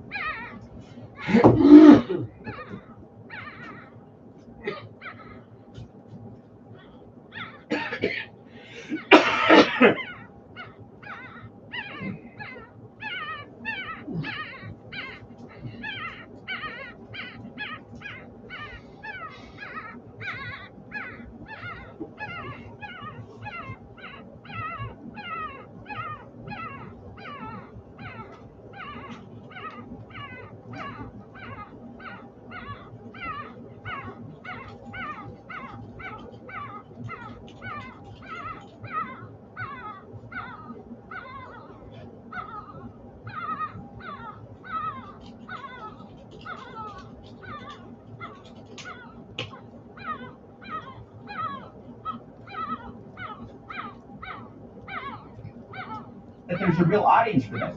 There's a hunger for get-rich-quick content, and of course there's, because we're in the middle of a pandemic. So it frustrates me because, you know, as somebody who's trying to protect people from this stuff, I feel almost helpless. That's why I need you guys to smash like on this video so we can notify more people of these scams. But 2 months ago, almost 500,000 views. Step one. And that's not because it's a good video. It's just because people are searching this stuff left and right. They're desperate to make money. That's all there is to it. And this guy is stealing their money, selling them worthless courses, or just wasting their time with this crap. Look at this. I'm just trying to help my mama pay the bills the way she did for me. It's sad to say, this ain't gonna do it, bruh. What do you expect typing in make money online into YouTube? Unfortunately, it's just it's a hot term right now. This guy's basically promising he's going to eliminate poverty, and the truth is, he's helping keep people in the poorhouse. Also, he can enrich himself from his course. Oh, by the way, before we leave, I just wanted to point out, you know that course I showed you earlier, this course right here? It's just Caleb Maddox like 2.0. It's just another YouTube course. And what he's really going to teach you is how to make money online videos. With a bunch of B-roll like he does. You can be just like him, scamming other people. See, it's a Ponzi scheme. He's at the top. You buy his course, you start making content to trick other people, and they'll get scammed until they decide to start scamming other people, and we can just all scam each other. But anyways, I hope this was educational on the weird power creep in make money online stuff to the point of insanity. And just to let you guys know, like, if you've got friends in your life who watch this stuff, who are on that, who are on that make money online grind, remind them how many scams there are out there. It's so bad. Look at this, $2,000 a day, no work. He's sleeping. That's a fire thumbnail. I'm not gonna lie. This is not a get-rich-quick program. All right, guys. See ya. And don't forget to smash like and subscribe. Thank you. Never should have tried so long. I'm going to lean on us. Fail, sacrifice the sail, wood for the company's on.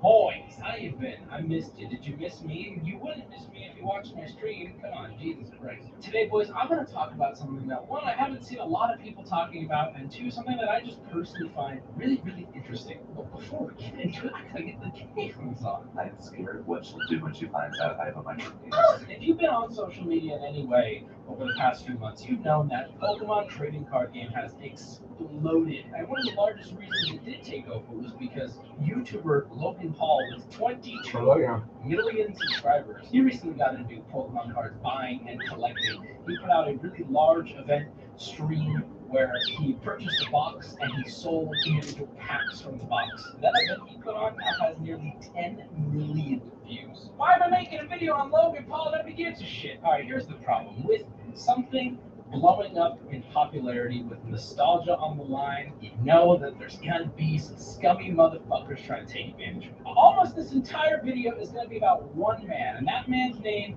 is Collectibles Guru, aka Crypto King, aka Saitama Sensei, aka Mr. Clean himself. Everything in this video that I share with you is my opinion, and I'm making no actual claims, except this is a fucking in my personal opinion. So let's start at the beginning. Who is this guy? Why do I know about him? How do you spell the word liaison? Is liaison a word?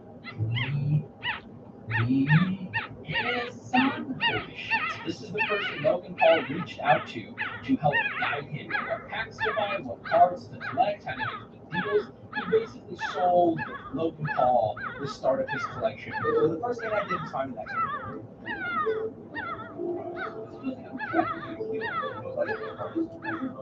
That's what I'm saying. Look at this. Look at BJ, Collectible, also known as Collectibles Guru on Instagram. He was nice enough to sell me 7 of these little pieces of cardboard for $50,000. I'm above this, but I don't think I am. Why the fuck is his head so goddamn shiny? Listen, we're gonna pick apart this man's character through actual evidence, but I really want to point out, did he buff his motherfucking head? Did he buff his head before this video? I don't understand. Or is he always perpetually sweaty? So he sold Logan Paul cards. He got him really interested in the hobby. And then Logan Paul changed the history of Pokemon forever. Logan Paul purchased a sealed box of first edition base set Pokemon cards.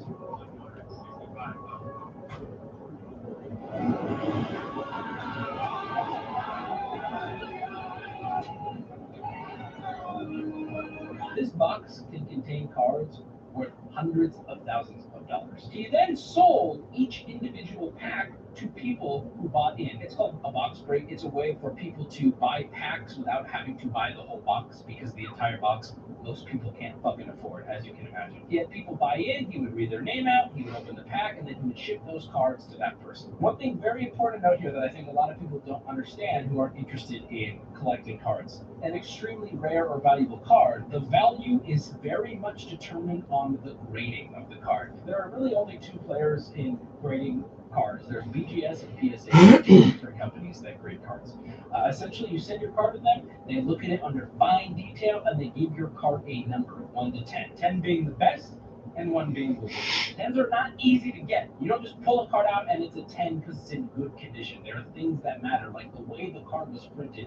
Things out of your control are what determine the grading of your card. A professional has to look at the card in order to give an accurate grade. So anyway, we start the stream. Logan Paul has the box. Everything's going cool. Everything's running smoothly. Then Mr. Clean has to show up and ruin all the fun. Oh my god, there he is. Son of a bitch. They pull a first edition Bulbasaur from the pack. So currently, in perfect condition, this card is going for $4,000. Logan pulls one on stream and asks Chrome Dome here how much it's worth. Let's see what he says. And this is a fantastic Bulbasaur. If it comes back at 10, based on your estimate,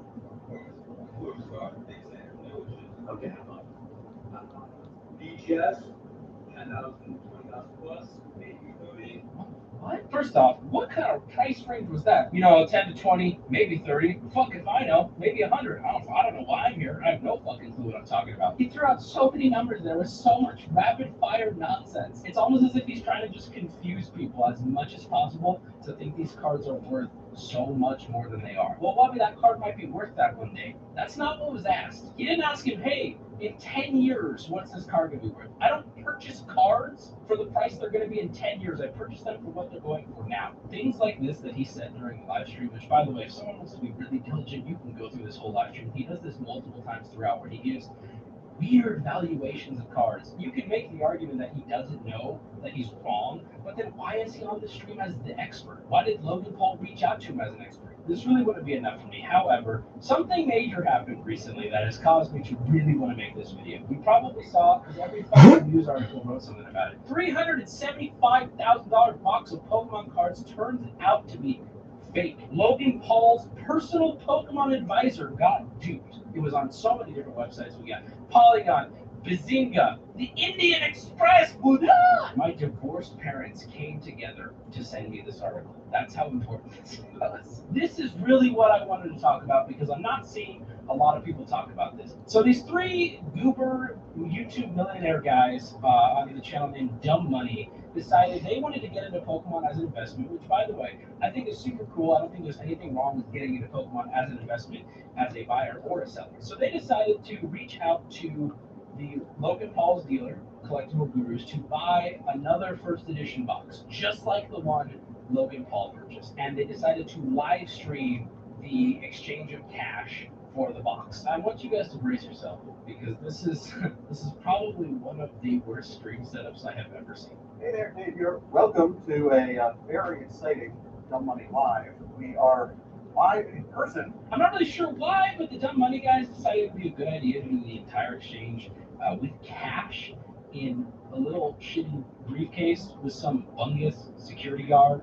This guy looks like he couldn't stop anything. I don't know what he's doing there. It's actually incredible. They managed to get cameras with the same quality as a fucking graphing calculator. It's really mind-blowing that they were able to pull this off. Don't worry, the DSLR is walking around for close-up shots throughout the entire video that we'll never get to see the perspective of. The Dumb Money guys also flew out two actual Pokemon experts. The one on the left, Leon Hart. I just want to say I love Leon Hart. Shouts out to Leon Hart. You're a goober.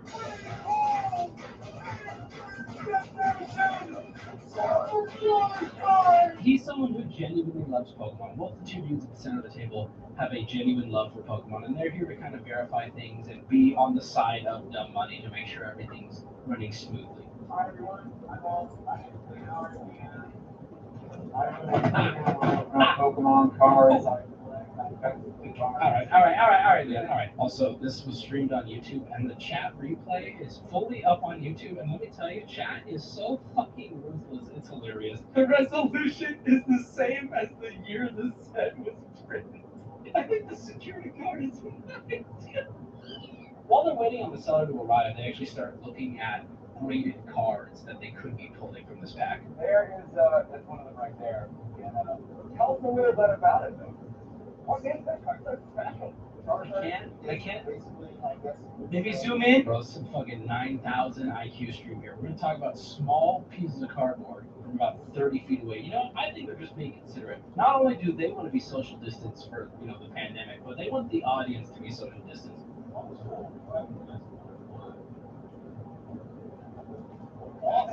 What is this your first time in Dallas? How does his head get shinier?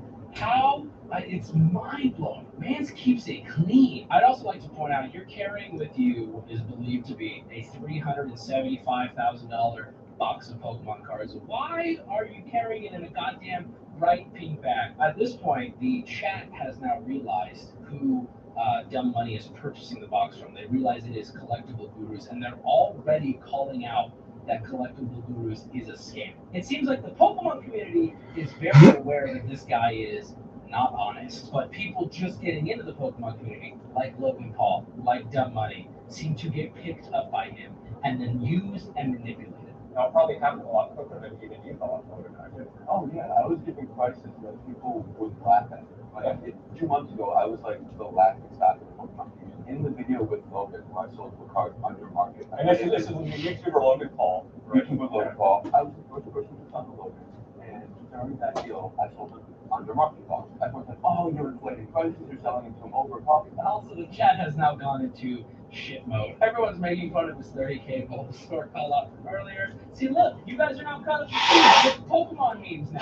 We're cool, we're hip, we're done. And so I look at it too, because that 6,000 exposure of 20 million people with never even heard of Pokemon since 1999, that is just like, see, that right there tells me he is very aware of what he's doing. There's nothing wrong with bringing exposure because it's mutually beneficial to everyone involved. But lying to bring inflated exposure is scummy, but it gets worse. So people say he's only in it for money.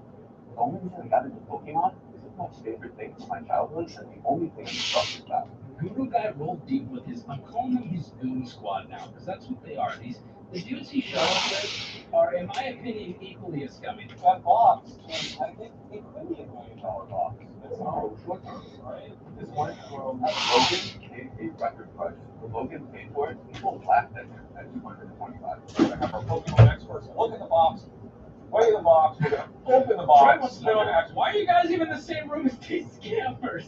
Let me explain real quick how scamming with boxes can go. Someone along the line will get a box, open it up, take out the cards, put in fake replacement cards, anything you can imagine, seal the box back up, and then sell that box to an innocent customer. The problem is that innocent customer can have that sealed box sitting in their closet for years, letting it appreciate, and then they sell it to the next person. And you'll only ever find out that it's fake when somebody decides to crack it. Then you have to go all the way back down the line and try to discover where the scammer actually broke in and sold fake cards. I don't know if you actually wanted to open Yeah, it. we're gonna open. Let's have it open on camera live so we know we're not doing anything weird with the packs.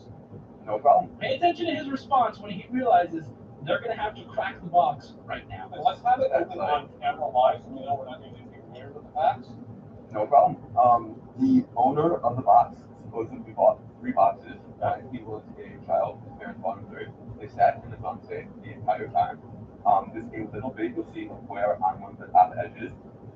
He says 100% money back for me if indeed it is fake. I spoke to him yesterday. Good guy. I've done lots of deals with him before. He finds out they're going to be cracking the box, and without prompt, he starts going rapid fire on where the box came from. He already has excuses lined up. Hey, if it's not real, 100% money back guarantee. Let's break down the story he's just told of where this box came from, because he's going to contradict it later. The owner received this box in the 90s before these had any large value. The owner, as a child, put the box into a gun safe along with 2 other boxes. Then the owner decided 20 years later he's going to sell to Collectible Guru. Okay, and Collectible Guru says, I've worked with the seller before, I can vouch for him.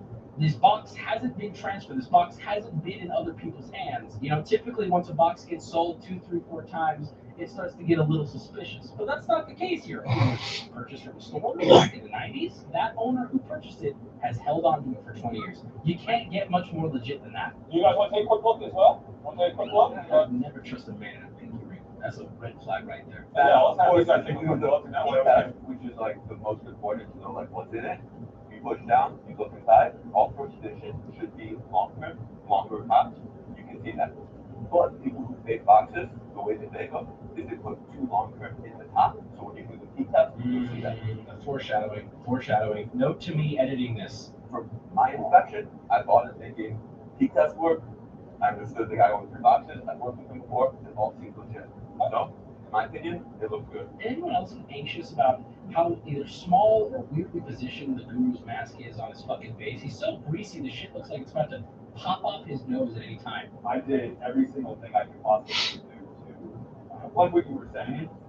You gotta look for, like, specifically, this is my biggest, like, oh my god. So Leon Hart is already suspicious of it. I believe, if I'm not mistaken, what they're referring to is the little, I don't know if they might be able to zoom in. If a box hasn't been opened and folded up, these won't have creases, but I believe that box has creases, which is alarming, which means at one point the wrapper may not have been on it. Yeah, I know, I did just casually show a first edition Jungle booster box that's sealed. We're going to be cracking this on my live stream. All the information is available on my Twitter. We're also giving away packs for free from this box for anyone watching and for people who bought in. Go check it out. Information is available on my Twitter, twitter.com/FamilyWogan. Here's collectible douchebags excuse now for why there's a little bit of ending. There's ever been pressure on the top of the box, the only spot in the box that's reinforced cardboard is where it's folded up.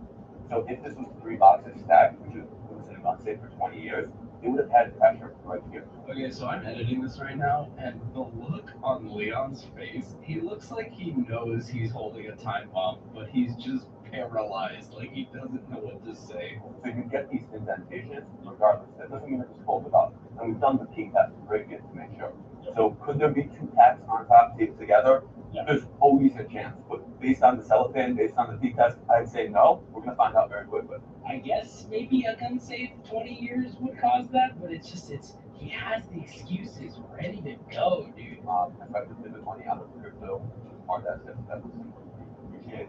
And I can apply crypto trading techniques too. And I realized the simplest one and most nostalgic one is Pokemon. I realized the simplest one. Oh, and I'm nostalgic too, by the way. I'm like super like Pikachu. I love Pokemon. You know, and maybe Scott's marketing. You don't see when I'm looking. You pop in the camera or other come on, get in the camera. Say hi.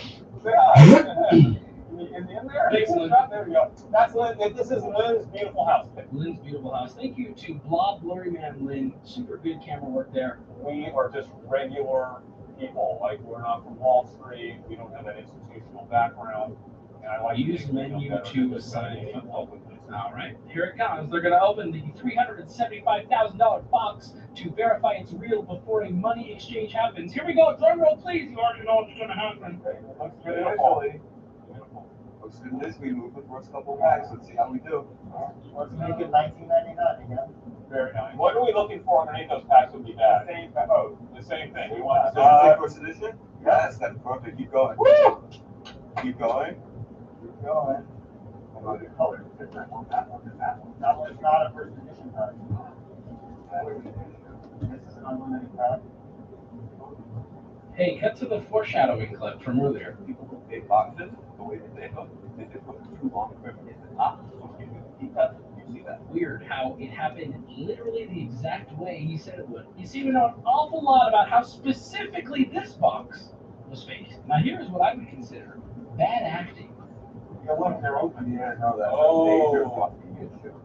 It's a resealed box. It's a resealed box. Alright, I'll sell it. Yeah, no money back on that. Oh, it's not even big set cards. Yeah. Hi, we just opened the box, literally live, and they're resealed packs. Yeah, they said 2. Yeah. There's like they said 2 mixed in, half of them are first edition, but they're all resealed because it's absolutely unacceptable. Dude, the call even sounds fake. He got on the horn quick, dude. The owner must have just been sitting with his phone to his ear ready to answer. This is absolutely unacceptable. Bro, you just got scammed out of hundreds of thousands of dollars. Listen to me, this is unacceptable. What are these reactions? It's like such bad acting. Oh no, we have another box tomorrow that we're gonna, this could be fixed. Okay, awesome. This is not an issue, it's just, this is an issue.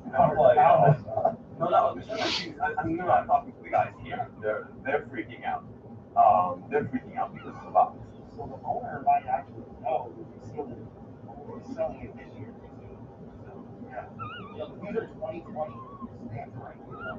Okay, so if you're like me and you put 2 and 2 together, that means based on his original story, the owner who owns 3 boxes now owns 2 because 1 was fake, has to be the guy who scammed and resealed the box. There is no one else who could have tampered with the box. So either a bald man is full of shit or the original owner is full of shit. But either way, there is one imposter among us. So that means the bald guy knows or the owner knows. There's only 2 people, right? So you know what I want, Jake, is I want this guy to actually hand us 2 boxes. I want us, they both need to be open. The thing about it is, if we're flying to Philadelphia, it's a lot of time, it's a lot of money, it's a lot of opportunities. Obviously, you guys are taking it. I'm not trying to waste anybody's time out here, right? It's expensive effort. If the story is true, why are you going back to this guy for his boxes? So I just spoke to the seller of the actual box. He has 2 others. They're in Philadelphia. We're flying to Maryland tomorrow. We're going to get both boxes. We're going to crack both boxes on videotape, make sure they're both correct, then they can be brought to you Okay, for great. payment and all of that. Great. And if they are correct, we can do the video. Okay. If it's not correct, he's going to refund me the entire amount that I paid for the box, which unfortunately was the price a month ago, so I'm going to lose money. Obviously, I'll have to come up with it. Gosh. Okay, pause. What is this solution? You're going to go back to this seller after buying a fake box from him. Then you are going to crack both of those boxes away from Dumb Money. You're going to do this privately. Then the open packs you're going to fly back to Dumb Money once they've been verified. How is this not red flag city? What? Here's my theory that is pure opinion that I have no facts to back it up. I don't think there's an original owner. I don't think this gun safe story is true in any way. I think it's all fabricated.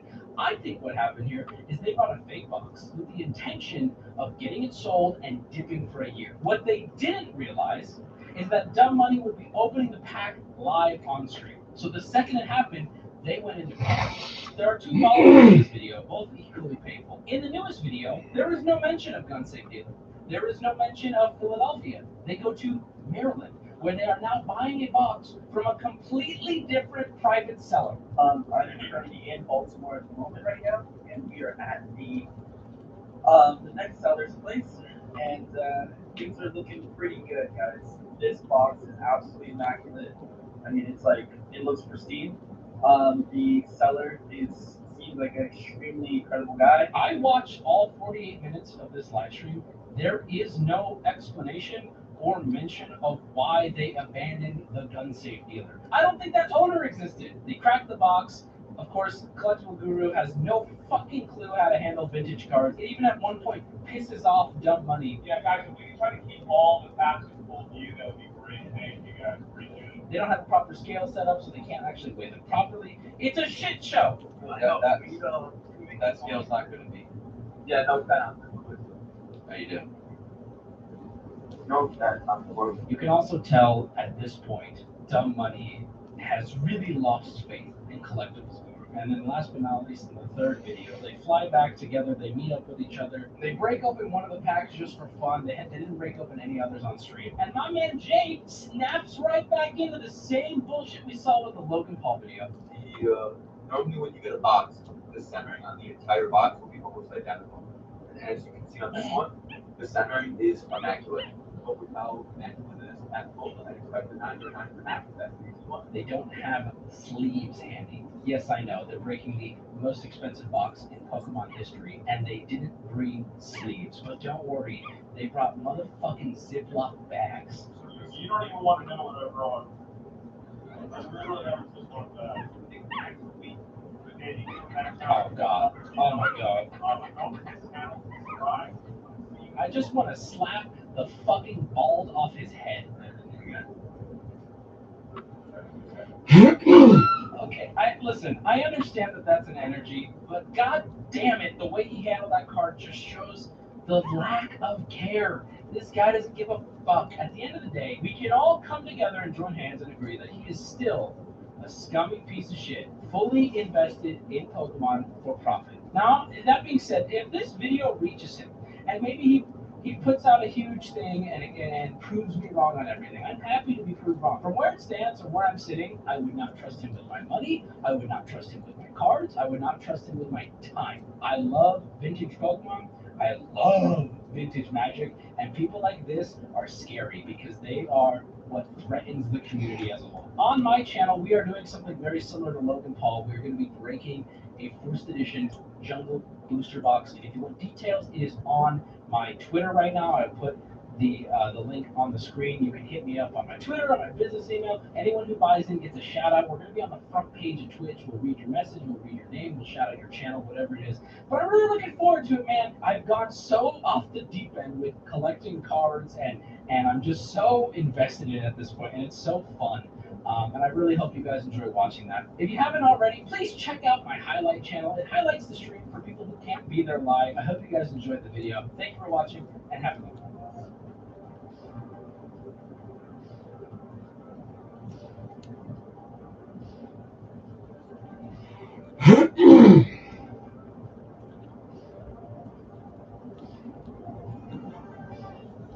Ladies and gentlemen, I'm a little pissed off today because I keep getting the same comment over and over. You guys think you're so smart, telling me, "Hey, Steven, your door's backwards." It looks like you're standing outside of your office, not inside of your office. Hey, you guys haven't even seen the $10 million studio yet. I mean, you guys have to listen up. Every single episode, you can hear the face. Here, I'll turn up the volume. You hear that? That's the sound of construction for the $10 million studio going on. So yeah, actually, I've been just sitting outside my office this entire time. People pass by all the time. You wonder why I have so many jump cuts. It's because people start walking by. So next time, before you guys give me the name, let me do the work. It's all part of the plan. We're going to show you the $10 million studio very shortly. In fact, I'm going to give you a sneak preview at the end of this video. But before any of that happens, sorry, we got to take these off. I want to tell you guys a story about Diabetes Island. This is brought to you by our good friends at ClickBank. Let's watch. Tell your children and husband you love them and say your goodbyes to the doctor. You will be in a diabetic coma very soon, and I don't know what will happen next. Terrified and barely conscious, my wife looked over at our two kids standing outside as he showed us the test results. My normal blood sugar reading was 120. Hers was 488. What? Watch the show. I'm not ready to comment on it yet. Hold on. My badass wife, boss of our family, a proud lady who would shut anyone brave enough to give her lip. Trembling, cold, white as a sheet. 30 short minutes. That was all he was giving my dear wife Kathy before she would fall into unconsciousness. As she lay in the cold steel hospital bed, contemplating the most depressing future she could imagine, I felt ashamed. Anger at God for inflicting this pain and misery on such a beautiful, caring, loving woman. Hang on, what is... Don't bring God into this. Your wife's in a diabetic coma. God didn't put the ho-hos in her hand. I mean, what do you want me to tell you? So back up. Sorry, you pissed me off. You see, despite what you've been told, your uncontrolled blood sugar and increasing belly fat has nothing to do with how many sugars or carbohydrates you eat, how much exercise you do, what medications you take, or even genetics or the aging process. This man's out here overturning everything we know about diabetes. Not due to food, not due to exercise, not even due to aging or genetics. What could it be? But it is instead all down to a little known but highly dangerous toxin found on every corner of Earth. Oh, of course, it's the little known secret. How could I have not guessed? It's never diet and exercise. That's never the answer to any health problem. On ClickBank, what was I thinking? Didn't I know it's the little known secret? But what is that secret? But there is an answer by using a simple 60-second habit twice a day, known only to the inhabitants of a small, barely populated Fijian island. That's right, ladies and gentlemen. This is where we come to Diabetes Island. Diabetes Island is a special place in the hearts of this man. But first of all, who is this man? Hello, my name is Eric Whitfield. I'm an iron worker. My wife Kathy and I live in Owego, New York, and I'm 53 years old. He's a salt of the earth man. Man. He's the kind of man who wouldn't lie. I've been a hardworking guy all my life, scaling skyscrapers, and even done some ship fitting in my day. Ship fitting? He's a ship fitting man. Believe it or not, I was even part of the team who sent to the ground zero after 9/11. Oh, come on! Isn't it enough to lie to everyone? Do you have to bring 9/11 into it? I probably could have guessed that, honestly, if you'd given me some options. He's a ship-fit man. Of course, he was on the clean and prove 9/11. In fact, he was also part of the SEAL Team 6 raid on Osama bin Laden. That's the kind of man this man is. Words are just so inadequate to try and share with you what I saw and felt during those long, awful days. You really understand what it means to come under attack. And you know something? That's happening to our bodies each and every day. Did this man just try to compare diabetes to a terrorist attack? He's like, I know what it's like to be under attack from plane hijacking terrorists. You know what else is a plane hijacking terrorist? Your blood cells. Trying to get right into the twin towers of your aorta. Fortunately for you, a bizarre chain of events handed me the weapon I needed to defeat this invisible diabetes, causing toxins for good, and save my wife's life. Dude, if this were actually a true story, which obviously I'm sure you guys know by now, it's not. This would be the greatest movie ever told. They make a Hollywood movie every year from this and then remake that movie every single year. This would be the greatest story of all time if this were true. But you know what is true? This guy hates the belly fat that this diabetes causes. He keeps bringing it up in the story. She piled on more and more weight. She went from the energetic motivator to sluggish and overweight. In the space of just 4 years, Kathy's weight had ballooned from a relatively healthy 160 pounds to a massive 216. Yeah, you can't talk about your wife that way. Don't use the word massive.